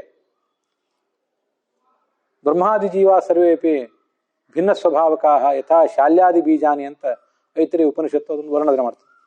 ಚತುರ್ಮುಖ ಬ್ರಹ್ಮನಿಂದ ಹಿಡಿದು ಪ್ರತಿಯೊಬ್ಬರೂ ಕೂಡ ಹೀಗೆ ಒಂದಲ್ಲ ಒಂದು ರೀತಿಯಿಂದ ಬೀಜಗಳಿದ್ದಂತೆಯೇ. ಬೀಜಗಳನ್ನು ತಂದ್ವಿ, ಮಾರುಕಟ್ಟೆಯಿಂದ ಬೀಜಗಳನ್ನು ತಂದ್ವಿ, ಅದನ್ನು ಬಿತ್ತಬೇಕಾದದ್ದೇ ಪ್ರಯೋಜನ. ಅದನ್ನು ಬಿತ್ತದೆ ಸುಮ್ಮನೆ ಕಪಾಟಿನಲ್ಲಿ ಇಟ್ಕೊಂಡು ಕೂತ್ರೆ, ಅಥವಾ ಯಾವುದು ಬೀಜ ಒಂದು ಪ್ಯಾಕೆಟ್ನಲ್ಲಿ ಬರ್ತದ್ರೆ ಅದು ಅಲ್ಲೇ ಹಾಗೇ ಇದ್ದರೆ ಅದರಿಂದ ಏನು ಲಾಭ? ಏನು ಲಾಭವೂ ಇಲ್ಲ. ಆದ್ದರಿಂದ ಎಲ್ಲ ಬೀಜಗಳನ್ನು ಬಿತ್ತಬೇಕು. ಬಿತ್ತಬೇಕಾದದ್ದು ಭಗವಂತನ ಸ್ವಭಾವ, ಅವನ ಕರ್ತವ್ಯ ನಾವು ಹೇಳಲಿಕ್ಕೆ ಬರೋದಿಲ್ಲ. ಬಿತ್ತಬೇಕು, ನೀನು ಬಿತ್ತಿದ್ರೆ ನಿನ್ನ ಬಿಡಲ್ಲ ಅಂತ ಅವನ್ಯಾರು ಕೇಳಲಿಕ್ಕೆ ಬರೋದಿಲ್ಲ. ಬಿತ್ತುವುದು ಅವನ ಸ್ವಭಾವ, ಬಿತ್ತಿದ್ದಾನೆ. ಕೆಲವರು ಹೀಗಾದ್ರು, ಕೆಲವರು ಹಾಗಾದ್ರು ಅಂತ ಒಂದು ಉದಾಹರಣೆ ಕೊಡ್ತಾರೆ. ಈ ಪ್ರಶ್ನೆ ಕೇಳುವವರು ಎಲ್ಲಿ ಯಾವ ಥರದ ಪ್ರಶ್ನೆನೂ ಕೇಳ್ಬೋದು. ಹೌದ್ರಿ, ಮಾರ್ಕೆಟ್ನಿಂದ ಬೀಜ ತರ್ತೇವೆ, ದುಡ್ಡು ಕೊಟ್ಟು ತಂದಿರ್ತೇವೆ, ಬಿತ್ತಲೇಬೇಕಾಗ್ತದೆ, ಯಾಕಂದ್ರೆ ದುಡ್ಡು ವೇಸ್ಟ್ ಆಗ್ತದೆ ಇಲ್ಲದೆ ಹೋದ್ರೆ. ಮತ್ತೆ ಫಲ ಬರಬೇಕು ಅನ್ನೋ ದೃಷ್ಟಿಯಿಂದಲೇ ನಾವೇ ತಂದಿರ್ತೀವಿ. ಫಲದ ಬಗ್ಗೆ ನಮಗೆ ಅಪೇಕ್ಷೆ ಇರ್ತದೆ. ಅದಕ್ಕಾಗಿ ಬೇರೆ ಬೇರೆ ಥರದ ಬೀಜಗಳು, ಏನು ಫಲ ಬರಬೇಕಾಗಿದೆ ಆ ಬೀಜವನ್ನು ತರ್ತೇವೆ. ಈ ಬೀಜಗಳನ್ನು, ಜೀವರು ಅನ್ನೋ ಬೀಜಗಳನ್ನು ಭಗವಂತ ಎಲ್ಲಿಯಾದರೂ ದುಡ್ಡು ಕೊಟ್ಟು ಖರೀದಿ ಮಾಡ್ಕೊಂಡು ತೊಗೊಂಬಂದಿದ್ದಾನೇನೋ, ಅಥವಾ ನಾವೇನಾದರೂ ಖರೀದಿ ಮಾಡ್ಕೊಂಡು ತೊಗೊಂಬಂದಿದ್ದೇವೇನೋ? ಪುಕ್ಕಟ್ಟೆ ಬಿದ್ದಿದ್ದ ಬೀಜಗಳು, ಎಲ್ಲ ಜೀವರು ಅನಾದೆ ಅಂತ ಒಂದು, ಎಲ್ಲ ದೇಹ ಮಾತ್ರ ಸಾದೆ, ಎಲ್ಲ ಜೀವರು ಕೂಡ ಅನಾದಿ ಜೀವರು. ಹಾಗಿದ್ಮೇಲೆ ಪ್ರತಿಯೊಬ್ಬರಿಗೂ ಕೂಡ ಯಾವುದೇ ದುಡ್ಡು ಕೊಟ್ಟು ತರುವಂಥ ಪ್ರಶ್ನೆ ಏನಿಲ್ಲ. ಮತ್ತು ಅಂಥ ಬೀಜಗಳಿವು, ಇವ್ನು ಬಿತ್ತದೇ ಇದ್ದು ಏನು ಗಂಟು ಹೋಗೋದಿತ್ತು ಭಗವಂತನ ಪ್ರಶ್ನೆ? ಹೇಗೂ ಕೇಳ್ತಾ ಹೋಗ್ಬೋದು. ಮೊದಲ ಹಂತದಲ್ಲೇ ಮನವರಿಕೆ ಆಗಿಬಿಟ್ಟವರು ಕೇಳಲಿಕ್ಕಿಲ್ಲ. ಇನ್ನೂ ಮನವರಿಕೆ ಆಗಿಲ್ಲ ಅಂತಿದ್ದವರು ಪ್ರಶ್ನೆಗಳನ್ನ ಕೇಳ್ತಾರೆ. ಖಂಡಿತವಾಗಿ ಪ್ರಶ್ನೆ ಕೇಳುವುದೇನು ತಪ್ಪಲ್ಲೇ ಅಲ್ಲ ಯಾವ ಕಾಲಕ್ಕೂ ಕೂಡ. ಯಾಕೆಂದ್ರೆ ಏಕಂಚ ತತ್ವತೋ ವೇತ್ತುಂ ವಿನಾ ಸರ್ವಜ್ಞತಾಂ ನರಃ ನ ಸಮರ್ಥೋ ಮಹೇಂದ್ರೋಪಿ ತಸ್ಮಾತ್ ತತ್ ಸರ್ವತ್ರ ಜಿಜ್ಞಸೇತ್. ಒಂದೇ ಸಂಗತಿಯನ್ನು ಕೂಡ ನಾವು ಪೂರ್ಣವಾಗಿ ತಿಳಿಯಬೇಕು ಅಂತಿದ್ರೆ ನಮಗೆ ಸರ್ವಜ್ಞರಾಗೋದು ಹೊರತು ಇದು ತಿಳಿಯೋದಿಲ್ಲ ಅಂತ ಶಾಸ್ತ್ರ ಹೇಳ್ತದೆ. ನಾವು ಹೇಗೆ ಸರ್ವಜ್ಞರಾಗೋದು? ಭಗವಂತ ಸರ್ವಜ್ಞ, ಅವನನ್ನ ಅಭಿಜ್ಞ ಅಂತ ನೀವು ಹೇಳಿದ್ರಿ. ನಾವ್ಯಾವ ಥರ ಸರ್ವಜ್ಞರಾಗೋದು ಅಂತಂದ್ರೆ, ನಮ್ಮ ಮಟ್ಟಿಗೆ ನಾವು ಸರ್ವಜ್ಞರಾಗೋದು.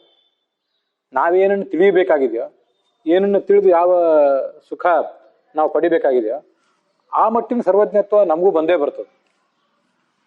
ಆ ಸರ್ವಜ್ಞತ್ವವನ್ನು ಅಷ್ಟಾದರೂ ಸರ್ವಜ್ಞತ್ವ ನಾವು ಬರದ ಹೊರತು ನಮಗೆ ಎಲ್ಲ ವಿಷಯಗಳು ಅರ್ಥ ಆಗೋದೇ ಇಲ್ಲ. ಅದಕ್ಕಾಗಿ ಸರ್ವತ್ರ ಜಿಜ್ಞಾಸೆ, ಪ್ರತಿಯೊಂದರ ಬಗ್ಗೆನೂ ಕೂಡ ಜಿಜ್ಞಾಸೆ ಮಾಡಲೇಬೇಕು. ಜಿಜ್ಞಾಸೆ ಮಾಡದೇ ಇರುವಂತಿಲ್ಲ. ಮತ್ತೆ ಇದೊಂದು ವಿಷಯ ನಮಗೆ ಜಿಜ್ಞಾಸೆ ಮಾಡುವಾಗ, ಪ್ರಶ್ನೆ ಕೇಳುವಾಗ, ಉತ್ತರ ಕೊಡುವಾಗ ಎಲ್ಲ ಸಂದರ್ಭದಲ್ಲೂ ಗೊತ್ತಿರಬೇಕು. ಎಲ್ಲ ಪ್ರಶ್ನೆಗಳಿಗೂ ಉತ್ತರ ಕಂಡುಕೊಂಡು ಆಮೇಲೆ ಈ ಕೆಲಸ ಕೈ ಹಾಕ್ತೇವೆ ಅಂತಂದ್ರೆ ಇದು ಇಲ್ಲಿ ಆಗದೆ ಇರೋ ಕೆಲಸ. ಜಗತ್ತಿನಲ್ಲಿ ಯಾವನೊಬ್ಬ ವೈದ್ಯನನ್ನು ನೋಡ್ಬೇಕಾಗಿದೆ, ಯಾರೋ ತಂತ್ರಜ್ಞನ ಭೇಟಿ ಮಾಡಬೇಕಾಗಿದೆ, ಯಾವುದೋ ಬಟ್ಟೆ ತಗೋಬೇಕು, 1,00,000 ರೂಪಾಯಿ, 1 ಕೋಟಿ ರೂಪಾಯಿ ಇಲ್ಲೋ ಒಂದು ಕಡೆ ಇನ್ವೆಸ್ಟ್ ಮಾಡಬೇಕಾಗಿದೆ. ಇನ್ವೆಸ್ಟ್ ಮಾಡಿದವರನ್ನ ಪ್ರಶ್ನೆ ಮಾಡ್ತೇವೆ, ಹೋಗಿ ಎಲ್ಲಿ ಇನ್ವೆಸ್ಟ್ ಮಾಡಿದ್ದೀರಿ, ಹೇಗೆ ಮಾಡಿದ್ದೀರಿ, ನಿಮ್ಮ ಅನಿಸಿಕೆಗಳೇನು, ನಿಮ್ಮ ಸಲಹೆಗಳೇನು ಅಂತೆಲ್ಲ ಕೇಳ್ಕೊತೀವಿ. ಹೋಗಿ ಆ ಥರ ಮಾಡ್ತೇವೆ. ಆ ಥರ ಅದ್ರ ಬಗ್ಗೆ ಒಂದು ತೀರ್ಮಾನ ತಗೊಂಡು ನಾವೇ ಪ್ರತ್ಯಕ್ಷ ಹೋಗಿ ನೋಡಿ ಬಂದು, ಮನೆ ಕಟ್ಟಿದವ್ರನ್ನ ನೋಡಿ ಬಂದು ಎಲ್ಲ ಥರ ತಯಾರಿ ಮಾಡ್ಕೊಂಡು ಮಾಡ್ತೇವೆ. ಆದರೆ ಈ ಅಧ್ಯಾತ್ಮದ ಮಾರ್ಗ ಅನ್ನೋದಿದೆಯಲ್ಲ, ಎಲ್ಲ ಪ್ರಶ್ನೆಗಳಿಗೂ ಈಗ ಉತ್ತರ ಕಂಡುಕೊಂಡು ಆಮೇಲೆ ಮೊದಲನೇ ಹೆಜ್ಜೆ ಇಡ್ತೀನಿ ಅಂತಂದ್ರೆ ಅದು ಆಗದೇ ಇರೋ ಮಾತು. ಭಿದ್ಯತೆ ಹೃದಯ ಗ್ರಂಥಿ ಛಿದ್ಯಂತೆ ಸರ್ವ ಸಂಶಯಾ ಕ್ಷೀಯಂತೆ ಚ ಅಸ್ಯ ಕರ್ಮಾಣಿ ದೃಷ್ಟಯೇ ಆತ್ಮನೀಶ್ವರೇ ತಸ್ಮಿನ್ ದೃಷ್ಟೇ ಪರಾವರೆ. ಇದು ಶ್ವೇತಾಶ್ವತರ ಉಪನಿಷತ್ನಲ್ಲೂ ಇದೆ, ಭಾಗವತದಲ್ಲೂ ಒಂದು ಪಾದ ಮಾತ್ರ ಸ್ವಲ್ಪ ವ್ಯತ್ಯಾಸ ಇದೆ. ಎಲ್ಲ ಸಂಶಯಗಳ ಪರಿಹಾರ ಕಾಣುವುದು ಯಾವಾಗ? ಭಗವಂತನನ್ನು ಕಂಡಾಗಲೇ. ಆದ್ರಿಂದ ಈಗ ಬರುವ ಎಲ್ಲಾ ಪ್ರಶ್ನೆಗಳಿಗೂ ನಮಗೆ ಈಗಲೇ ಉತ್ತರ ಸಿಗಲಿ, ಆಮೇಲೆ ಬೇಕಾದ್ರೆ ಸಂಧ್ಯಾ ವಂದನೆ ಮಾಡಿಯವು, ಆಮೇಲೆ ಭಾಗವತ ಪ್ರವಚನ ಕೇಳಿಯವು ಅಂತ ಕೂತ್ರೆ ಆ ಪ್ರಶ್ನೆಗೆ ಉತ್ತರ ಕೊಡುವವರು ಯಾರ? ಕೊಡುವವರು ಹೆಚ್ಚು ಕಡಿಮೆ ಇದೇ ಯೋಗ್ಯತೆ ಅವರೇ. ಕೊಡುವವರು ಏನು ಮೇಲಿಂದ ಉದುರಿ ಬಿದ್ದಿಲ್ಲಲ್ಲ. ಶಾಸ್ತ್ರಗಳನ್ನು ಓದಿದ್ದಾರೆ, ಅದನ್ನು ಹೇಳಲಿಕ್ಕೆ ಕೂತಿದ್ದಾರೆ, ನೀವು ಕೇಳಲಿಕ್ಕೆ ಕೂತಿದ್ದೀರಿ ಇಷ್ಟೇ. ಆದ್ರಿಂದ ಈಗ ಎಲ್ಲ ಪ್ರಶ್ನೆಗಳಿಗೂ ಉತ್ತರ ಸಿಕ್ಕೇ ಬಿಡಬೇಕು ಆಮೇಲೆ ಪ್ರವೃತ್ತಿ ಅನ್ನುವುದು ಶಾಸ್ತ್ರದ ಮಾರ್ಗಕ್ಕೆ ಹೊಂದೋದಿಲ್ಲ. ಹೃದಯದ ಗಂಟು ಒಡೆದು ಲಿಂಗದೇಹ ಭಗ್ನ ಆಗಿ ಛಿದ್ಯಂತೆ ಸರ್ವ ಸಂಶಯ, ಎಲ್ಲ ಸಂಶಯಗಳು ಪರಿಹಾರ ಕಾಣ್ತವೆ. ಕ್ಷೀಯಂತೆ ಚ ಅಸ್ಯ ಕರ್ಮಾಣಿ, ಮಾಡಿದ ಕರ್ಮಗಳೆಲ್ಲ ಕ್ಷೀಣ ಆಗ್ತವೆ. ಭಗವಂತನನ್ನು ಕಂಡಾಗ, ಭಗವಂತನನ್ನು ಕಂಡ ಮೇಲೆ ಮತ್ತಷ್ಟು ಸಾಧನೆ ಮಾಡ್ತಾನಂತ. ನಿಜವಾದ ಸಾಧನೆ ಅಂದ್ರೆ ಆವಾಗಂತ. ಸ್ವರೂಪ ಜ್ಞಾನತಃ ಸಮ್ಯಕ್ ರಥಿರ್ ವಿಷ್ಣು ಕಥಾಸುಚ. ಈಗೆಲ್ಲ ನಾವು ಶಾಸ್ತ್ರದ ಮೂಲಕ ಏನೇನನ್ನ ಓದಿದ್ದೀವಲ್ಲ, ಏನೇನು ಪ್ರವಚನ ಮಾಡ್ತೀವಿ ಕೇಳ್ತೀವಲ್ಲ, ಇದೆಲ್ಲ ಮುಗಿದ ಮೇಲೆ ಭಗವಂತನನ್ನು ಒಂದ್ಸರಿ ಮನಸ್ಸಿನ ಮೂಲಕ ನೋಡ್ತೇವೆ. ಬಹಳ ದೀರ್ಘಕಾಲ ಆದಮೇಲೆ ಶಾಸ್ತ್ರದ ಪ್ರವಚನ ಪಾಠ ಶ್ರವಣ ಇದೆಲ್ಲ ದೃಢ ಆಗಿ ಆಗಿ ಆಗಿ ಒಂದು ಹಂತದಲ್ಲಿ ಮನಸ್ಸಿನಿಂದ ಭಗವಂತನ ನೋಡ್ತೇವೆ. ಅದು ಮನಸ್ಸಿನಿಂದ ನೋಡಿದ್ದು ಅಷ್ಟಾದ್ರೂ ತೃಪ್ತಿ ಆಗೋದಿಲ್ಲ. ಮನಸ್ಸಿನಿಂದ ಬಂದ ಜ್ಞಾನ ಇದು ಸ್ಥಿರವಾದದ್ದಲ್ಲ. ಭಗವಂತನ ನೋಡಿದ್ದು ಹೌದು, ಆದ್ರೆ ಸ್ಥಿರ ಅಲ್ಲ. ಸ್ವರೂಪದಿಂದ ನೋಡ್ಬೇಕು, ಆತ್ಮಸ್ವರೂಪದಿಂದಲೇ ನೋಡ್ಬೇಕು ಅಂತ ಆಲೋಚನೆ ಮಾಡಿ ಮನಸ್ಸಿನಿಂದ ಬಂದ ಜ್ಞಾನವನ್ನು ದೂರ ಇಡ್ತಾನಂತೆ ಸಾಧಕ. ಸ್ವರೂಪದ ಕಣ್ಣಿನಿಂದಲೇ ನೋಡ್ಲಿಕ್ಕೆ ಪ್ರಯತ್ನ ಪಡ್ತಾನೆ. ಸ್ವರೂಪದಿಂದಲೇ ಭಗವಂತನ ನೋಡಿ ಸಾಕ್ಷಾತ್ಕಾರ ಪಡ್ಕೊಂಡಾಗ ಆವಾಗ ನಿಜವಾಗಿ ಶ್ರವಣ ಮನನ ಆವಾಗಂತ ನಮ್ಮ ಸಾಧನೆ. ಆವಾಗ ವಾಸ್ತವಿಕ ಸಾಧನೆ ಆವಾಗ. ಪ್ರವಚನ ಕೇಳಿದ್ರೆ ಅಂಥವ್ರ ಪ್ರವಚನ ಕೇಳಬೇಕು. ಸರಿ ಸಿಗ್ಬೇಕಲ್ಲ ಅಂಥವ್ರು. ನಮ್ಗೆ ಈಗಿರೋ ಸ್ಥಿತಿಯಲ್ಲಿ ಹೀಗಿದ್ದೇವೆ. ಅದಕ್ಕಾಗಿ ಈಗ ಯಾರು ಸಿಗ್ತಾರೋ ಅವ್ರ ಹತ್ರನೇ ಕೇಳ್ತಿದ್ದೀವಿ, ಯಾರು ಸಿಗ್ತಾರೋ ಅವ್ರಿಗೆ ನಾವು ಹೇಳ್ತಿದ್ದೀವಿ ಅಷ್ಟೇ. ಹೀಗೆ ನಿಜವಾದ ಶ್ರವಣ ನಿಜವಾದ ಸಾಧನೆ ಅನ್ನೋದು ಭಗವಂತನನ್ನು ಕಣ್ಣಾರಿ ಕಂಡ ಮೇಲೆ ಮತ್ತೆಷ್ಟೋ ಕಾಲ ಆದಮೇಲೆ ಮುಂದೆ ಭಗವಂತನನ್ನ ತಲುಪ್ತಾನೆ. ಜೀವ ಭಗವಂತನ ಪಾದವನ್ನು ತಲುಪ್ತಾನೆ. ಹೀಗೆ ಶಾಸ್ತ್ರ ಹೇಳಿದೆ.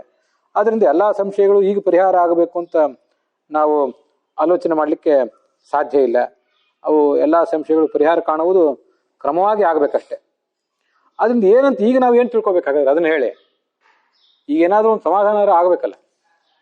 ಇಲ್ಲಿ ಸಾಧಕರು 2 ಥರ ಇರ್ತಾರೆ. ಭಗವದ್ಗೀತೆ ಅದನ್ನು ಹೇಳಿದೆ. ಚತುರ್ವಿಧ ಭಜಂತೆ ಮಾಂ ಜನಾ ಸುಕೃತಿರ್ವರ್ಜುನ ಆರ್ತೋ ಜಿಜ್ಞಾಸುರ ಅರ್ಥಾರ್ಥಿ ಜ್ಞಾನೀಚ ಭರತರ್ಷಭ. ಭಗವಂತನನ್ನು ಧ್ಯಾನ ಮಾಡುವವರು ಏನಿರ್ತಾರೆ, ಭಗವಂತನನ್ನು ಭಜಿಸುವವರು 4 ಥರದವ್ರು ಇರ್ತಾರೆ. ಅವರೆಲ್ಲರೂ ಸುಕೃತಿಗಳೇ, ಪುಣ್ಯಶಾಲಿಗಳೇ. ಯಾಕಂದ್ರೆ ಭಗವಂತನ ಧ್ಯಾನ ಮಾಡ್ತಿದ್ದಾರಲ್ಲ, ಬಿಟ್ಟಿಲ್ಲಲ್ಲ. ಅದನ್ನು ಬಿಟ್ಟು ಓಡಿ ಹೋದವ್ರ ಪೈಕಿ ಓಡಿ ಹೋದವರೇ ಬಹಳ ಇದ್ದಾಗ, ಪ್ರಾರಂಭ ಮಾಡಿದವರೇ ಬಹಳ ಮಂದಿ, ಪ್ರಾರಂಭನೇ ಮಾಡಿಲ್ಲ ಎಷ್ಟೋ ಮಂದಿ, ಮಾಡಿದ್ಮೇಲೆ ಬಿಟ್ಟು ಓಡಿ ಹೋದವರು ಮತ್ತೆಷ್ಟೋ ಮಂದಿ. ಅಂಥದ್ರಲ್ಲಿ ಇವರು ಮುಂದುವರಿಸಿದ್ದಾರಲ್ಲ, ಇವರು ಪುಣ್ಯಶಾಲಿಗಳೇ. ಅವ್ರು ಯಾರು? ಆರ್ತಃ, ಒಂದು ದುಃಖಾರ್ಥ, ಭಯಾನಕವಾದ ದುಃಖಗಳಿಂದ, ಸಂಸಾರದ ರೋಗಗಳಿಂದ, ಕಷ್ಟ ಕಾರ್ಪಣ್ಯಗಳಿಂದ ಸಂಕಟಪಟ್ಟು ತನ್ನ ದುಃಖ ಅಥವಾ ಇನ್ನೊಬ್ರು ದುಃಖನೂ ಆಗ್ಬೋದು, ತನ್ನದೇ ಅಂತೇನಿಲ್ಲ, ಅವನು ಭಗವಂತನ ಕಡೆ ಮುಖ ಮಾಡ್ತಾನೆ. ಸಂಕಟ ಬಂದಾಗ ವೆಂಕಟರಮಣ ಅಂತ ಅವನ ಕಡೆ ಮುಖ ಮಾಡ್ತಾನೆ. ಜಿಜ್ಞಾಸು, ಇನ್ ಕೆಲವನಿಗೆ, ಇನ್ನು ಮತ್ತೊಬ್ಬನಿಗೆ ಸಂಕಟ ಏನಾಗಿಲ್ಲ, ಅಂತ ದೊಡ್ಡ ದುಃಖ ಏನಾಗಿಲ್ಲ, ಆದ್ರೆ ಜಿಜ್ಞಾಸೆ, ಭಗವಂತ ಯಾಕೆ ಹೀಗೆ, ಹಾಗೆ ಯಾಕೆ ಅಂತೆಲ್ಲ ತಿಳ್ಕೋಬೇಕು ಅಂತ ಅವನಿಗೆ ಜಿಜ್ಞಾಸೆ. ಪ್ರತಿಯೊಂದ್ರ ಬಗ್ಗೆನೂ ಜಿಜ್ಞಾಸೆ. ಅವನು ಭಗವಂತನನ್ನ ಭಜಿಸ್ತಾನೆ. ಗುರುಗಳ ಪ್ರತೀಕದಲ್ಲಿ ಭಗವಂತನನ್ನು ಭಜಿಸ್ತಾನೆ. ಗುರುಗಳ ಮೂಲಕ, ಶಾಸ್ತ್ರಗಳ ಮೂಲಕ ಭಗವಂತನನ್ನ ಅರಿಯುವ ಪ್ರಯತ್ನ ಮಾಡ್ತಾನೆ. 3ನೇ ಅವನ ಅರ್ಥಾರ್ಥಿ. ಅವನಿಗೆ ದುಡ್ಡು ಬೇಕಾಗಿರ್ತದೆ, ದುಡ್ಡು, ಭೋಗ, ವಿಲಾಸ. ಅದಕ್ಕಾಗಿ ಅವ್ರಿವ್ರನ್ನ ಯಾಕೆ ಕೇಳಬೇಕು? ಬೇಡಿದರೆ ಒಡೆಯನೇ ಬೇಡುವೆ ಅಂತೇಳಿ ಭಗವಂತನಿಗೆ ಬೆನ್ನು ಹತ್ತಿರ್ತಾನ. ಇವರು ಸಾಧನೆ ಹಂತದಲ್ಲಿದ್ದವ್ರು, ಇನ್ನೂ ಸಾಧನೆ ಮಾಡದೇ ಇದ್ದವ್ರು, ಇವರು ಜ್ಞಾನಿಗಳಾಗಿಲ್ಲ. ಈ 3 ಜನ ಇಂಥವ್ರು. ಇನ್ನೊಬ್ಬ ಇದ್ದಾನೆ, ಅವನು ಜ್ಞಾನದ ಶಿಖರವನ್ನು ಏರಿ ಬಿಟ್ಟಿದ್ದಾನೆ ಈಗಾಗಲೇ. ಜ್ಞಾನೀಚ ಭರತರ್ಷಭ, ಜ್ಞಾನದ ಶಿಖರವನ್ನು ಏರಿ ಬಿಟ್ಟಿದ್ದಾನೆ, ಅವನು ಭಗವಂತನನ್ನು ಆರಾಧನೆ ಮಾಡ್ತಾ ಇದ್ದಾನೆ. ಈ 4 ಜನರಲ್ಲಿ ಈಗಾಗಲೇ ಜ್ಞಾನದ ಶಿಖರವನ್ನು ಯಾರು ಏರಿದ್ದಾನೆ ಅವನು ನನಗೆ ಬಹಳ ಪ್ರಿಯ ಅಂತಾನೆ ಕೃಷ್ಣ. ಆದ್ರಿಂದ ಸಂಸಾರದ ಸಂಕಷ್ಟಗಳಿಗೆ ಅಂಜಿ ಇದನ್ನು ತಪ್ಪಿಸ್ಕೋಬೇಕು ಅಂತ ಪ್ರಯತ್ನ ಪಟ್ಟವರು ಭಗವಂತನ ಹೇಗೆ ಆರಾಧನೆ ಮಾಡ್ತಾರೋ, ಧರ್ಮದ ಅಧ್ಯಾತ್ಮದ ಮಾರ್ಗ ಹಿಡಿತಾರೋ, ಹಾಗೆ ಜಿಜ್ಞಾಸುಗಳು ಕೂಡ ಭಗವಂತನ ಮಾರ್ಗವನ್ನ ಹಿಡಿತಾರೆ, ಭಗವಂತನ ಧ್ಯಾನಿಸ್ತಾರೆ. ಅವ್ರ ಈ ಜಿಜ್ಞಾಸುಗಳಿಗೆಲ್ಲ ಪರಿಹಾರ ಕಂಡುಕೊಳ್ಬೇಕಾದ್ದು ಅವ್ರದ್ದು ಕರ್ತವ್ಯ ಅಂತ ಪ್ರಸಂಗ ಬಂದ್ರೆ ಆ ಜಿಜ್ಞಾಸುಗಳಿಗೆ ತಕ್ಕ ಮಟ್ಟಿನ ಪರಿಹಾರ ಒದಗಿಸುವುದು ನಮ್ಮ ಕರ್ತವ್ಯವೂ ಹೌದು. ಅದಕ್ಕಾಗಿ ಅದನ್ನು ಮಾಡಲೇಬೇಕು. ಶಾಸ್ತ್ರ ಅದನ್ನ ಮಾಡಲೇಬೇಕು ಅಂತ ಇಬ್ಬರಿಗೂ ಕೂಡ ವಿಧಾನ ಮಾಡಿದೆ. ಶ್ರೋತೃಗಳಿಗೂ ವಿಧಾನ ಮಾಡಿದೆ, ಪ್ರವಚನ ಮಾಡುವವರಿಗೂ ಕೂಡ ಅದು ವಿಧಾನ ಮಾಡಿದೆ. ಅದನ್ನ ಬಿಡುವಂತಿಲ್ಲ. ಇಲ್ಲಿ ಈ ನಮಗೊಂದು ಪ್ರಯೋಜನ ಅಂತ ಹೇಳಿದ್ರಲ್ಲ, ಸಾತ್ವಿಕರಿಗೆ ಪ್ರಯೋಜನ ಅಂದ್ರೆ ನಾಳೆ ಮುಕ್ತಿ ಸಿಗೋದ್ರಿಂದ ಈಗ ಎಷ್ಟಾದ್ರೂ ಕಷ್ಟ ಆದ್ರೂ ಅಡ್ಡಿ ಇಲ್ಲ. ಹೇಗೂ ಶಾಶ್ವತ ಸುಖ ಸಿಗೋದಿದೆಯಲ್ಲ, ಎಷ್ಟು ಬೇಕಾದ್ರೆ ಕಷ್ಟ ಸಿಕ್ಕರೂ ತೊಂದರೆ ಇಲ್ಲ. ಆದರೆ ತಾಮಸರ ಕಷ್ಟ ಅದಕ್ಕೇನು ಪ್ರಯೋಜನ ಅಂತ ಒಂದು ಪ್ರಶ್ನೆ ಇತ್ತಲ್ಲ. ಮುಖ್ಯವಾಗಿ ನಾವು ಇಲ್ಲಿ ವಿಚಾರ ಮಾಡಬೇಕಾದದ್ದು ಇದು. ತಾಮಸರು ಅವ್ರದ್ದೇನು ಗತಿ ಅಂತ ನೀವು ವಿಚಾರ ಮಾಡಬೇಕಾಗಿಲ್ಲ. ನಿಮ್ಮ ಬಗ್ಗೆ ನೀವು ವಿಚಾರ ಮಾಡ್ಕೊಳ್ರಿ ಸಾಕು. ಇಷ್ಟಾದ್ರೂ ವಿಚಾರ ಮಾಡಬೇಕು ಅಂತ ಅನಿಸಿದ್ರೆ ಭಗವಂತನ ಸ್ವಭಾವ ಅಂತ ವಿಚಾರ ಮಾಡಿ ಅಷ್ಟೆ. ಇವೆಲ್ಲವನ್ನೂ ಕೂಡ ಈಗಿನ ಹಂತದಲ್ಲಿ, ನಾವಿರುವ ಹಂತದಲ್ಲಿ 2+2 = 4 ಅನ್ನುವಂತೆ ಸ್ಪಷ್ಟವಾಗಿ ನಿರೂಪಿಸ್ಲಿಕ್ಕೆ ಸಾಧ್ಯ ಆಗೋದಿಲ್ಲ. ಶಾಸ್ತ್ರೀಯ ವಿಷಯ ಆದ್ದರಿಂದ ನಾನು ಅನೇಕ ಸರಿ ಅನ್ಕೊಳ್ಳೋದಿದೆ. ಶಾಸ್ತ್ರೀಯ ವಿಷಯಗಳ ಆ ಕಡೆ ಇರಲಿ, ಅಧ್ಯಾತ್ಮದ ವಿಷಯಗಳ ಆ ಕಡೆ ಇರಲಿ, ಲೌಕಿಕ ವಿಷಯಗಳನ್ನಾದ್ರೂ ಕೂಡ ಪೂರ್ಣವಾಗಿ ಮನವರಿಕೆ ಮಾಡ್ಕೊಳ್ಳಿಕ್ಕೆ ನಮ್ಗೆ ಆಗ್ತದೇನ? ಒಂದು ಕಾನೂನನ್ನ ನಮಗೆ ಸರಿಯಾಗಿ ಅರ್ಥ ಮಾಡ್ಕೊಳ್ಳಿಕ್ಕೆ ಆಗ್ತದನ? ಒಂದು ಕಾನೂನಿನ ಬಗ್ಗೆ ನ್ಯಾಯವಾದಿಗಳು, ನ್ಯಾಯಾಧೀಶರೆಲ್ಲ ಎಷ್ಟು ಥರದ ಇಂಟರ್ಪ್ರಿಟೇಷನ್ಗಳು ಕೊಟ್ಕೊಂಡು ವ್ಯಾಖ್ಯಾನ ಮಾಡ್ತಿರ್ತಾರೆ. ಮುಗಿಯೋದೆ ಅವರು. ಲೌಕಿಕ ವಿಷಯಗಳೇ ನಮ್ಗೆ ಅರ್ಥ ಆಗೋದಿಲ್ಲ. ಅಂಥ ವ್ಯಾಜ್ಯಗಳು, ಸಮಸ್ಯೆಗಳು ತೀರ್ಮಾನವಾಗಲಿಕ್ಕೆ ವರ್ಷಗಟ್ಟಲೆ ತಗೋತಿರ್ತಾರೆ. ಮತ್ತು ಹಾಗಿದ್ದಾಗ ಒಂದು ಅಧ್ಯಾತ್ಮದ ಸಮಸ್ಯೆ, ಇದು ಅಧ್ಯಾತ್ಮದ ವ್ಯಾಜ್ಯ, ಇದು ಭಗವಂತನ ಎದುರಿಗೆ ತಗೊಂಡೋಗಿ ಇಟ್ಟಿದ್ದೇವೆ ಇದನ್ನು. ಅದಕ್ಕೆ ಸಹಜವಾಗಿ ಅದೆಷ್ಟೋ ವರ್ಷಗಳು, ಬಹುನಾಮ್ ಜನ್ಮನಾಮಂತೆ ಭಗವದ್ಗೀತೆ ಹೇಳಿದಂತೆ 100 ಜನ್ಮಗಳು ಬರಬೇಕು, ಆಗ ಜ್ಞಾನ ನಮಗಾಗ್ತದೆ. ಅದಾದ್ಮೇಲೆ ಮತ್ತು 100 ಜನ್ಮಗಳಾದ್ಮೇಲೆ ಅವನನ್ನು ತಲುಪ್ತೇವೆ ಅಂತ ಶಾಸ್ತ್ರ ಅದನ್ನು ವರ್ಣನೆ ಮಾಡ್ತದೆ. ಅದರಿಂದ ಸಹಜವಾಗಿ ಭಗವಂತನನ್ನ ಮೊರೆಗೆ ಹೋಗ್ಬೇಕಷ್ಟೆ. ಅಲ್ಲಿ ಅವನು ಏನು ಹೇಳ್ತಾನೆ?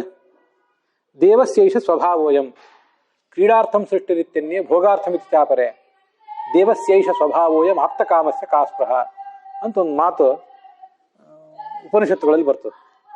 ಇದು ಅವನು ಆಪ್ತಕಾಮ, ಅವನು ಭಗವಂತ ಆಪ್ತಕಾಮ, ಎಲ್ಲವನ್ನೂ ಪಡ್ಕೊಂಡಾಗಿದೆ. ಅವನಿಗೆ ಯಾವ ಅಪೇಕ್ಷೆಯೂ ಇಲ್ಲ, ತನಗಾಗಬೇಕಾದದ್ದೇನೂ ಇಲ್ಲ.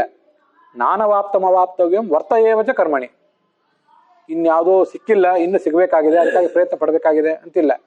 ಅಷ್ಟಾದರೂ ಕರ್ಮ ಮಾತ್ರ ನಾನು ಮಾಡ್ತಾನೇ ಇದ್ದೇನೆ ಅಂತ ಭಗವದ್ಗೀತೆಯಲ್ಲಿ ಕೃಷ್ಣ ಅರ್ಜುನನಿಗೆ ಹೇಳ್ತಾನೆ. ಆದ್ರಿಂದ ಇದು ಅವನ ಸ್ವಭಾವ ಅಷ್ಟೆ. ಮೂಲತಃ ನಾವು ಸ್ವಲ್ಪ ಸಮಾಧಾನ ಏನು ಪಟ್ಕೋಬೇಕು ಅಂದ್ರೆ ಇದು ಅವನ ಸ್ವಭಾವ. ಜಗತ್ತಿನ ಹೀಗೆ ಯಾಕೆ ಆಗ್ತದೆ? ಇದು ಸ್ವಭಾವ.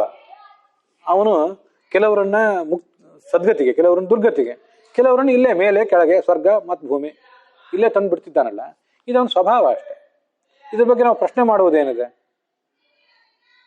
ಇದು ಈ ಪ್ರಶ್ನೆನ ನಾನು ಹಿಂದೆ ಅನೇಕ ದೃಷ್ಟಿಕೋನದಿಂದ ವಿಮರ್ಶೆ ಮಾಡ್ಕೊಂಡಿದ್ದೆ. ನನಗೂ ಬೇಕಲ್ಲ ವಿಷಯ, ಇನ್ಯಾರಿಗೂ ಒಬ್ರಿಗೆ ಮನವರಿಕೆ ಮಾಡಿಸ್ಲಿಕ್ಕಾಗಿ ಮಾತ್ರ ಅಲ್ಲ, ನನಗೂ ಆ ವಿಷಯ ಬೇಕೇ ಬೇಕಲ್ಲ. ಅದು ಹೇಗೆ ಅಂದರೆ, ಹಿಂದೆ ಗೀತಾದಲ್ಲಿ, ಭಾಗವತದಲ್ಲಿ ನಾವು ನೋಡಿದ್ದೇವೆ. ಯಥಾ ದಾರುಮಯೀಂ ಯೋಷಾಂ ನರಸ್ಥಿರ ಸಮಾಹಿತ ಇಂಗಯತ್ಯಂಗ ಮಂಗಾನಿ ತಥಾ ರಾಜನ್ಯಮಾಃ ಪ್ರಜಾ ಅಂತ ಮಹಾಭಾರತದ ಮಾತು. ಆಚಾರ್ಯರು ಬ್ರಹ್ಮಸೂತ್ರ ಭಾಷ್ಯದಲ್ಲಿ ಇದನ್ನ ಉದ್ಧರಿಸಿದ್ದಾರೆ. ಭಗವಂತನ ಕೈಯಲ್ಲಿ ಇರುವ ಗೊಂಬೆಗಳಂತೆ ನಾವೆಲ್ಲ. ಭಗವಂತ ಈ ಜಗತ್ತೇನಿದೆ ಇದೊಂದು ಸೂತ್ರದ ಗೊಂಬೆ ಆಟ ಇದು, ಅಥವಾ ಸಲಾಕೆ ಗೊಂಬೆ ಆಟ. ಭಗವಂತ ಆ ಗೊಂಬೆಗಳನ್ನು ಕುಡಿಸುವಂತ ಕಲಾವಿದ ಸಾಮಾನ್ಯವಾಗಿ ಅಲ್ಲಿ ಕಾಣಿಸೋದಿಲ್ಲ, ರಂಗದ ಮೇಲೆ ಗೊಂಬೆಗಳು ಮಾತ್ರ ಕಾಣಿಸ್ತಿರ್ತಾನೆ. ಅವನು ಅದ್ರ ಮೇಲೆ ಮತ್ತೊಂದು ಅಡ್ಡಣಿಗೆ ಇರ್ತದೆ, ಪ್ಲಾಟ್ಫಾರ್ಮ್ ಇರ್ತದೆ, ಅದ್ರ ಮೇಲೆ ಇರ್ತಾನ ಅವನು. ಅವನನ್ನು ನೋಡಿ ಯಾರು ಉಪಯೋಗ ಇಲ್ಲ. ಗೊಂಬೆ ಕುಣಿತ ನೋಡ್ಲಿಕ್ಕೆ ಬಂದಿರ್ತಾರೆ ಮಂದಿ ಎಲ್ಲ. ಜಗತ್ತಿನ ಜನಸಾಮಾನ್ಯರ ದೃಷ್ಟಿಕೋನ ಯಾವತ್ತು ಈ ಕೆಲಸಕ್ಕೆ ಬಾರದ ಗೊಂಬೆಗಳ ಕುಣಿತದಲ್ಲೇ ಆಸಕ್ತ ಆಗಿರ್ತದೆ. ಗೊಂಬೆಗಳ ಕುಣಿತದ ಹಿಂದಿರುವ ಆ ಕಾಣದ ಕೈ, ಆ ಕಲಾವಿದನ ಕೈ, ಆ ಮಹಾ ಕಲಾವಿದ, ಅವನೇ ದೊಡ್ಡ ಕುಂಬಾರ, ಅವನೇ ದೊಡ್ಡ ಕಮ್ಮಾರ, ಅವನೇ ದೊಡ್ಡ ಕಲಾವಿದ, ಅವನ ಕಡೆ ಜನರ ಗಮನಕ್ಕೆ ಹೋಗೋದಿಲ್ಲ. ಇದ್ರದ್ದೆಲ್ಲ ಇಲ್ಲೇ ಇರ್ತದೆ. ಭಾಗವತ ಅದನ್ನು ತುಂಬಾ ಸುಂದರವಾಗಿ ಹೇಳಿದೆ. ವಿಮೋಹಿತೋಯಂ ಜನ ಈಶ ಮಾಯಯ ತುದೀಯಯ ತ್ವಾಂನ ಭಜತ್ಯನರ್ಥದಕ ಸುಖಾಯ ದುಃಖ ಪ್ರಭವೇಶು ಸಜ್ಜತೆ ಗೃಹೇಶು ಯೋಷಿತ್ ಪುರುಷಶ್ಚ ವಂಚಿತ. ಗೊಂಬೆ ಆಟದ ಕಲಾವಿದನ ಕಡೆ ನಮ್ ಗಮನ ಹೋಗೋದಿಲ್ಲ, ಗೊಂಬೆಗಳ ಕಡೆ ಯಾಕೆ ಗಮನ ಹೋಗ್ತದಂದ್ರೆ, ಅಲ್ಲೊಂದು ಹೆಣ್ಣು ಗೊಂಬೆ ಇರ್ತದೆ, ಇದೊಂದು ಗಂಡು ಗೊಂಬೆ. ಇಲ್ಲಿ ಹೆಣ್ಣು ಗೊಂಬೆ ಇರ್ತದೆ, ಅಲ್ಲಿ ಗಂಡು ಗೊಂಬೆ ಇರ್ತದೆ. ಇಲ್ಲಿ ಅಪ್ಪ ಇರ್ತಾನೆ, ಅಲ್ಲಿ ಮಗ ಇರ್ತದೆ. ಅಲ್ಲಿ ಅಪ್ಪ ಇರ್ತಾನೆ, ಇಲ್ಲಿ ಮಗ ಇರ್ತದೆ. ಇದು ಈ ಸೆಳೆತ, ನಿಸರ್ಗ ಸಹಜವಾದ ಸೆಳೆತಗಳು. ಈ ಕಾರಣದಿಂದಾಗಿ ಪ್ರತಿಯೊಬ್ಬನ ಗಮನವೂ ಕೂಡ ಅವನವನಿಗೆ, ಅವನವನ ಪರಿವಾರ, ಅವನವನ ಸಂಬಂಧಿಕರಾದವರು, ಯಾರಿಂದ ನನಗೆ ಕೆಲಸ ಆಗಬೇಕಾಗಿದೆ ಅಲ್ಲಿ ಅಷ್ಟೇ ಸೆಳೆತ. ಭಗವಂತನೇ ಇದು ನಿನ್ನ ಮಾಯೆ, ನಿನ್ನ ಮಾಯೆ ಸೆಳೆತಕ್ಕೊಳಗಾಗಿ ನಿನ್ನನ್ನು ಯಾರು ಭಜಿಸ್ತಾನೇ ಇಲ್ಲ. ಸುಖಾಯ ದುಃಖ ಪ್ರಭೇಷು ಸಜ್ಜತೆ. ಸುಖ ಏನ್ ಬೇಕ್ರಿ ನಿಮ್ಗೆ ಅಂತ ಹೇಳಿದ್ರೆ ದೊಡ್ಡ ಸುಖ ಬೇಕು ಅಂತ ಎಲ್ಲರೂ ಅಂತಾರೆ. ಆದ್ರೆ ಸುಖ ಬರ್ಲಿಕ್ಕೆ ಬೇಕಾದ ಸರಿಯಾದ ಪ್ರಯತ್ನವನ್ನು ಯಾರು ಮಾಡ್ತಾ ಇಲ್ಲ. ಸುಖ ಬೇಕು ಅಂತ ಹೇಳಿ ಸುಖ ಕೊಡುವ ವಸ್ತುವಿನ ಬೆನ್ನು ಹತ್ತದೆ.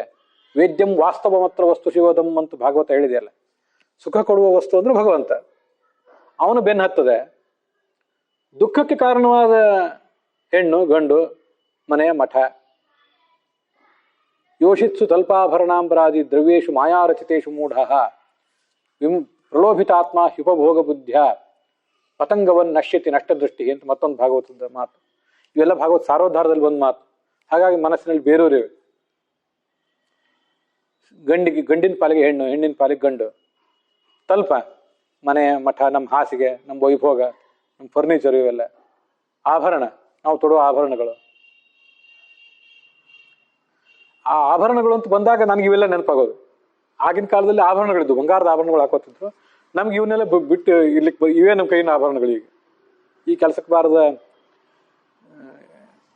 ಉಪಕರಣಗಳೇ ನಮ್ಮ ಆಭರಣಗಳು. ಆಭರಣ ಅನ್ನೋ ಶಬ್ದ ಕೇಳಿದಾಗೆಲ್ಲ ನಮ್ಗೆ ಇವ್ ನೆನಪಿಗೆ ಬರ್ತದೆ. ತಲ್ಪಾಭರಣ ಅಂಬರ, ಅಂಬರ ಅಂದ್ರೆ ಬಟ್ಟೆ. ಇವೆಲ್ಲವೂ ಕೂಡ ಮಾಯಾರಚಿತ, ಸುಳ್ಳಲ್ಲ.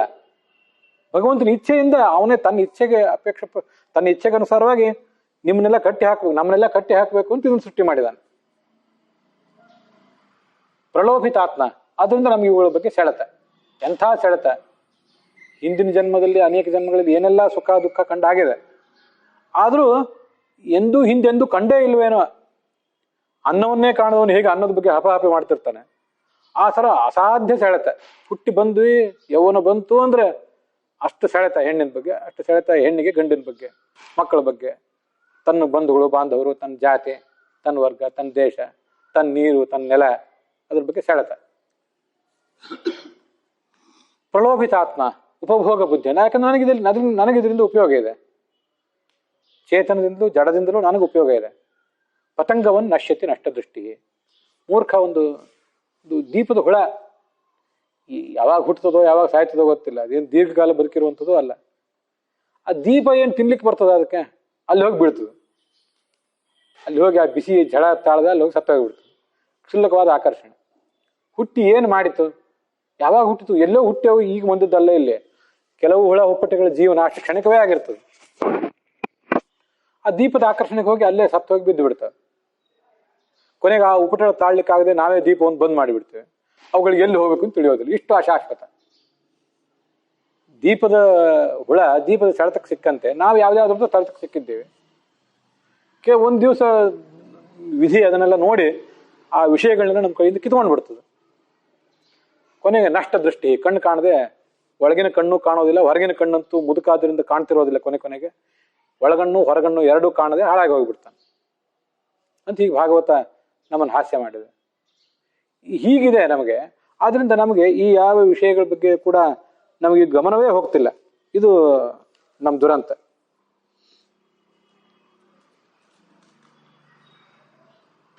ಆದ್ರಿಂದಲೇ ಅದು ಅವನ ಸ್ವಭಾವ. ಇದು ಭಗವಂತ ನಮ್ಮನ್ನು ಹೀಗೆ ಮಾಡಿದಾನೆ.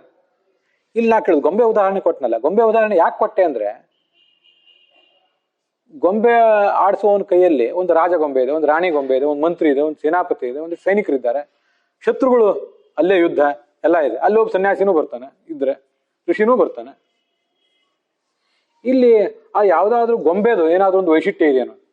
ಎಲ್ಲ ಗೊಂಬೆ ಆಟ ಮುಗಿದ್ಮೇಲೆ ಈ ಗೊಂಬೆ ಚೆನ್ನಾಗಿ ಕುಣಿತು ಅಂತ ಅದಕ್ಕೆ ಯಾರು ಸನ್ಮಾನ ಮಾಡೋರಿದ್ದಾರೆ? ಜಗತ್ತಿನಲ್ಲಿ ಆದ್ರೆ ಒಂದೇನೋ ಮನೋರಂಜನಾ ಕಾರ್ಯಕ್ರಮ ನಡೆದ್ರೆ ಅಲ್ಲಿ ನಿರ್ದೇಶಕನಿಗೂ ಸನ್ಮಾನ ಮಾಡ್ತಾರೆ, ಅವನಿಗೂ ಒಂದು ರಾಷ್ಟ್ರ ಪ್ರಶಸ್ತಿ ಸಿಗ್ತದೆ, ನಟರಿಗೊಂದು, ನಿರ್ದೇಶಕರಿಗೊಂದು, ನಟಿಯರಿಗೊಂದು, ಹಾಸ್ಯ ನಟರಿಗೊಂದು, ಖಳನಟರಿಗೊಂದು, ಎಲ್ಲರಿಗೂ ಪ್ರಶಸ್ತಿ ಸಿಗ್ತಿರ್ತವೆ.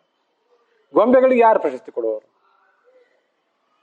ಅಲ್ಲಿ ಕಲಾವಿದನಿಗೆ ಪ್ರಶಸ್ತಿ ಕೊಡ್ತಾರೆ ಅಷ್ಟೆ. ವಸ್ತುತಃ ಗೊಂಬೆಗೂ ನಮಗೂ ವ್ಯತ್ಯಾಸ ಎಷ್ಟು? ಭಗವಂತನ ಕೈಯಲ್ಲಿ ಸಾತ್ವಿಕರು, ರಾಜಸರು, ತಾಮಸರು ಎಲ್ಲರೂ ಗೊಂಬೆಗಳೇ. ಒಂದು ಗೊಂಬೆಯನ್ನು ಹೀಗೆ ಮಾಡಿದ, ಮತ್ತೊಂದು ಗೊಂಬೆಯನ್ನು ಹಾಗೆ ಮಾಡಿದ. ಇವತ್ತು ಯಾರೋ ಒಬ್ಬರಿಗೆ ಹೆಚ್ಚು ದುಃಖ ಆಗಿದೆ, ಸುಖ ಕಡಿಮೆ ಆಗಿದೆ. ಇವರಿಗೆ ಇನ್ನೊಂದು ಜನ್ಮದಲ್ಲಿ ಸುಖ ಹೆಚ್ಚಾಗಿ ದುಃಖ ಕಡಿಮೆ ಆಗಿರ್ಬೋದು. ನನಗೆ ಹೀಗಾಗಿರ್ಬೋದು, ನಿಮಗೆ ಹಾಗಾಗಿರ್ಬೋದು. ನಿಮಗೆ ಎಂದೋ ಒಂದು ಆಗಿದ್ದು ನನಗೆ ಇವತ್ತು ನನಗಾಗಿದ್ದು ನಾಳೆ ನಿಮಗೆ ಇನ್ನೊಮ್ಮೆ. ಎಲ್ಲರೂ ನಾವು ಅವನ ಕೈಯಲ್ಲಿ ಸಿಕ್ಕ ಗೊಂಬೆಗಳು ಅಂತಂದ ಮೇಲೆ ಆ ಗೊಂಬೆಗಳನ್ನ ಅವನು ಹೇಗೆ ಬೇಕಾದ್ರೂ ಕುಣಿಸ್ತಾನೆ. ಪ್ರಶ್ನೆ, ನಮ್ಮ ಕೈಯಲ್ಲಿ ಆಳು ಕಾಳುಗಳು ಇರ್ತಾರಲ್ಲ, ಆಳು ಕಾಳುಗಳಿಗೆ ನಾವೇನಾದ್ರು ಹಿಂಸೆ ಕೊಟ್ರೆ ನ್ಯಾಯಾಲಯ, ಪೊಲೀಸ್ ವ್ಯವಸ್ಥೆ ಅವ್ರು ನಮ್ಮನ್ನೆಲ್ಲ ಕಟಕಟೆಗೆ ಎಳಿತಾರೆ. ಇವ್ರು ಯಾಕೆ ನೀವು ಹಿಂಸೆ ಮಾಡಿದ್ರಿ? ಅಥವಾ ಮನುಷ್ಯರಿಗಲ್ಲ, ಪ್ರಾಣಿ ಪಕ್ಷಿಗಳಿಗೂ ಅವರು ಜೀವನಕ್ಕೆ ನೀವು ತೊಂದರೆ ಕೊಟ್ರಿ, ವನ್ಯ ಪ್ರಾಣಿಗಳು ಅವುಗಳ ಹಕ್ಕನ್ನು ನೀವು ಕಿತ್ಕೊಂಡಿದ್ದೀರಿ ಅಂತ ನಮ್ಮ ಮೇಲೆ ಕೇಸ್ ಹಾಕ್ತಾರೆ. ಗೊಂಬೆಗೆ ಬಂಗಾರದ ಗೊಂಬೆನೇ ಆಗಿರಲಿ, ಕಟ್ಟಿಗೆ ಗೊಂಬೆನೇ ಆಗಿರಲಿ, ಅದಕ್ಕೆ ನಾವೇನಾದರೂ ಹಿಂಸೆ ಕೊಟ್ರೆ, ಅದಕ್ಕೆ ಅನಾದರ ಮಾಡಿದರೆ ಅದನ್ನ ಯಾರು ಕೇಳೋರಿದ್ದಾರೆ? ಕೇಳಿದ್ರೆ ಅದು ಹಾಸ್ಯಾಸ್ಪದ. ಹಾಗೆ ಭಗವಂತನ ಕೈಯಲ್ಲಿರೋ ಗೊಂಬೆಗಳು ನಾವು ಏನು ವ್ಯತ್ಯಾಸ ಇದೆ? ಗೊಂಬೆಗೆ ಇಲ್ಲದೆ ಇರುವ ಹೆಗ್ಗಳಿಕೆ ನಮಗೇನಿದೆ? ಜ್ಞಾನ ಇದೆ, ಹೌದು. ಆ ಜ್ಞಾನವನ್ನು ಸಂಪಾದನೆ ಮಾಡಿದ್ರು ನಮ್ದೇನು ಹೆಗ್ಗಳಿಕೆ ಇದೆ? ಭಗವಂತ ಕೊಟ್ಟ ಇದೆ ಅಷ್ಟೇ. ಕಲಾವಿದ ಯಾವುದೋ ಗೊಂಬೆಗೊಂದು ಬಂಗಾರ ಸರ ತೊಡಿಸಿದ, ಇನ್ನೊಂದು ಗೊಂಬೆ ಭಿಕ್ಷುಕನ ಪಾತ್ರ ಮಾಡ್ಬೇಕಾಗಿತ್ತು, ಅದಕ್ಕೆ ಯಾವುದೋ ಹರಕು ಬಟ್ಟೆ ತೊಡಿಸಿದ. ಅವೇನಾದ್ರು ಪುಣ್ಯ ಮಾಡಿವೆ ಆ ಗೊಂಬೆಗಳು? ಇವನು ಎಲ್ಲವೂ ಇವನಿಗೆ ಪ್ರಾರಬ್ಧ ಕರ್ಮ ಇದೆ, ಪ್ರಾರಬ್ಧ ಕರ್ಮಕ್ಕೆ ಅನುಸಾರವಾಗಿ ನಡೀತದೆ ಅಂತ ಒಂದು ವಿಷಯ ಬೇರೆ. ಆದ್ರೆ ನಿಮ್ದ್ರಲ್ಲಿ ಹೆಗ್ಗಳಿಕೆ ಏನು? ಒಬ್ರು ಯಾರೋ ಜ್ಞಾನ ಗಳಿಸಿದ್ದಾರೆ, ಪ್ರವಚನ ಮಾಡ್ತಿದ್ದಾರೆ, ಇನ್ನೊಬ್ರು ಕೇಳ್ತಿದ್ದಾರೆ ಅಂದ್ರೆ, ಜ್ಞಾನ ಗಳಿಸಿದವರು ಅಹಂಕಾರ ಪಡುವಷ್ಟು ಹೆಗ್ಗಳಿಕೆ ಏನಿದೆ? ಯಾವ ಜ್ಞಾನ ಬರ್ಬೇಕಾದ್ರೂ ಪೂರ್ವಜನ್ಮ ಸಂಸ್ಕಾರ ಬೇಕು, ಯಾವ ಸ್ಥಾನಮಾನ ಬರ್ಬೇಕಾದ್ರೂ ಪೂರ್ವಜನ್ಮ ಸಂಸ್ಕಾರ ಬೇಕು, ಅದೆಲ್ಲ ವಿಷಯ ಬೇರೆ. ಹೆಗ್ಗಳಿಕೆ ಅಹಂಕಾರ ಪಡುವಷ್ಟು ದೊಡ್ಡದೇನದ? ಏನೂ ಇಲ್ವಲ್ಲ. ಭಗವಂತ ಹೀಗೆ ಇಟ್ಟಿದ್ದಾನೆ ಇವತ್ತು ನಮ್ಮನ್ನ, ಹೀಗಿದ್ದೀವಿ, ಇಟ್ಟಂಗೆ ಇರುವೇನೋ ಹರಿಯೇ. ನಿಮ್ಮನ್ನ ಹಾಗಿಟ್ಟಿದ್ದು, ನಿಮ್ಮಂತೆ ನನ್ನನ್ನು ಇಟ್ಟಿಲ್ಲ, ನನ್ನಂತೆ ನಿಮ್ಮನ್ನ ಇಟ್ಟಿಲ್ಲ, ಬೇರೆ ಬೇರೆ ಪಾತ್ರಗಳನ್ನು ಕೊಟ್ಟಿದ್ದಾನಷ್ಟೇ ಇಲ್ಲಿ. ಹಾಗಾದ್ರೆ ಅವನನ್ನು ಕೇಳುವುದಕ್ಕೆ ಏನ್ ಅರ್ಥ ಇದೆ?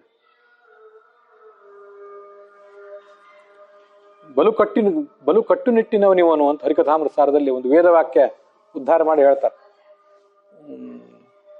ಒನಕೆ ಕಾಳುಗಳನ್ನು ಒರಳು ಕಲ್ಲಿನಲ್ಲಿ ಒನಕೆಯಿಂದ ಹಣಿವಂತೆ ಹಣಿವೆ, ಅಭೀದ ಮೇಕೋ ನಿಷ್ಪಾಳ ವಿದ್ವಾ ಖಲೇನ ಪರಶಾ ಕಿಮುಕರಂತಿ, ಅಭೀದ ಮೇಕೋ ಅಭಿದ್ವಾ.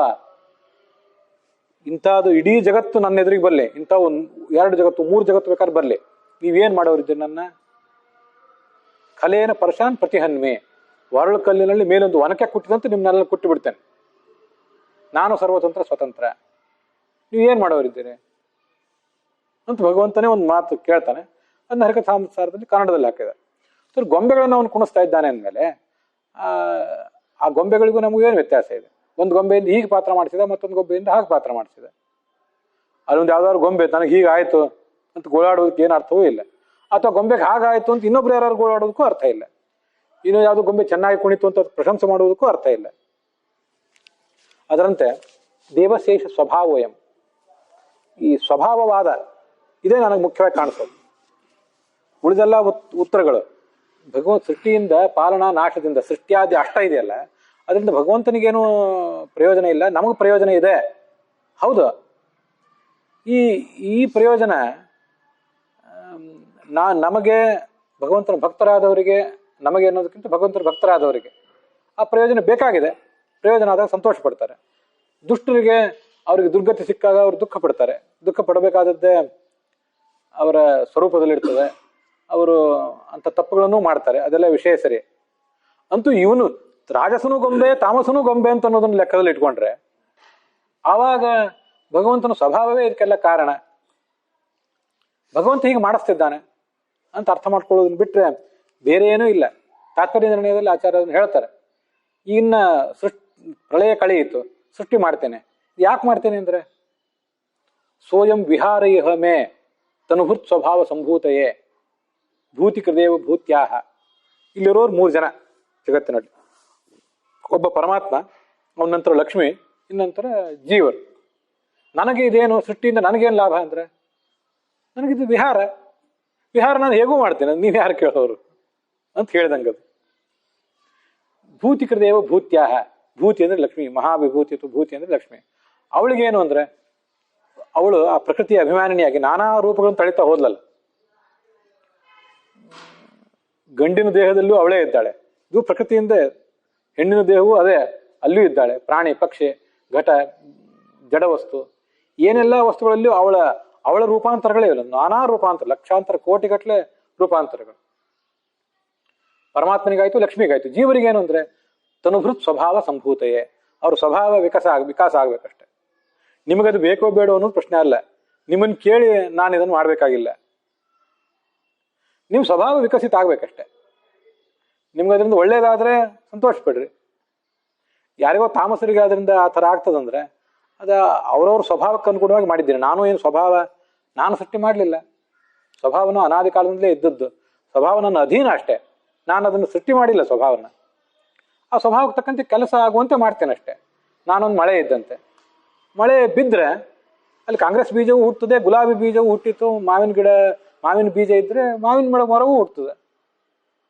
ಭಗವಂತ ಮಳೆ ಇದ್ದಂತೆ. ಭಗವಂತನ ಸಾಮ್ರಾಜ್ಯದಲ್ಲಿ ಹೀಗೆ ಕಾಂಗ್ರೆಸ್ಸಿನ ಬೀಜವೂ ಇರ್ತದೆ, ಎಲ್ಲ ಬೀಜಗಳು ಇರ್ತವೆ. ಕೆಡಕು ಇರ್ತದೆ, ಒಳಿತೂ ಇರ್ತದೆ. ಪೂರಾ ಕೆಟ್ಟದ್ದು ಅಲ್ಲದ ಪೂರಾ ಒಳ್ಳೆಯದು ಅಲ್ಲದಂಥ ಕೆಲವು ಸಂಗತಿಗಳು ಇರ್ತವೆ ಅಂತ. ಹೀಗೆ ಭಗವಂತನ ಸ್ವಭಾವವೇ ಅದಕ್ಕೆ ಮುಖ್ಯ ಕಾರಣ ಅಂತನ್ನೋದನ್ನೇ ನಾವು ಈ ವಿಷಯದಲ್ಲಿ ಮನವರಿಕೆ ಮಾಡ್ಕೊಳ್ಬೇಕು ಅಂತ ನನ್ನ ಆಲೋಚನೆ. ಇಷ್ಟು ಇವತ್ತು ಹೇಳಿದ್ದೀನಿ. ಪ್ರಾಯ ಇನ್ನೊಂದು ದಿವಸ ಇದ್ರ ಬಗ್ಗೆ ನಾವು ಹೇಳಬೇಕಾದ ವಿಷಯ ಇದೆ. ಇನ್ನೊಂದು ದಿವಸ ಸ್ವಲ್ಪ ಆದರೂ ಅದನ್ನು ನಾಳೆ ದಿವಸ ನೋಡೋಣ. ಇಲ್ಲಿಗೆ ಈ ಭಾಗ ಸಮಾಪ್ತವಾಗಿದೆ.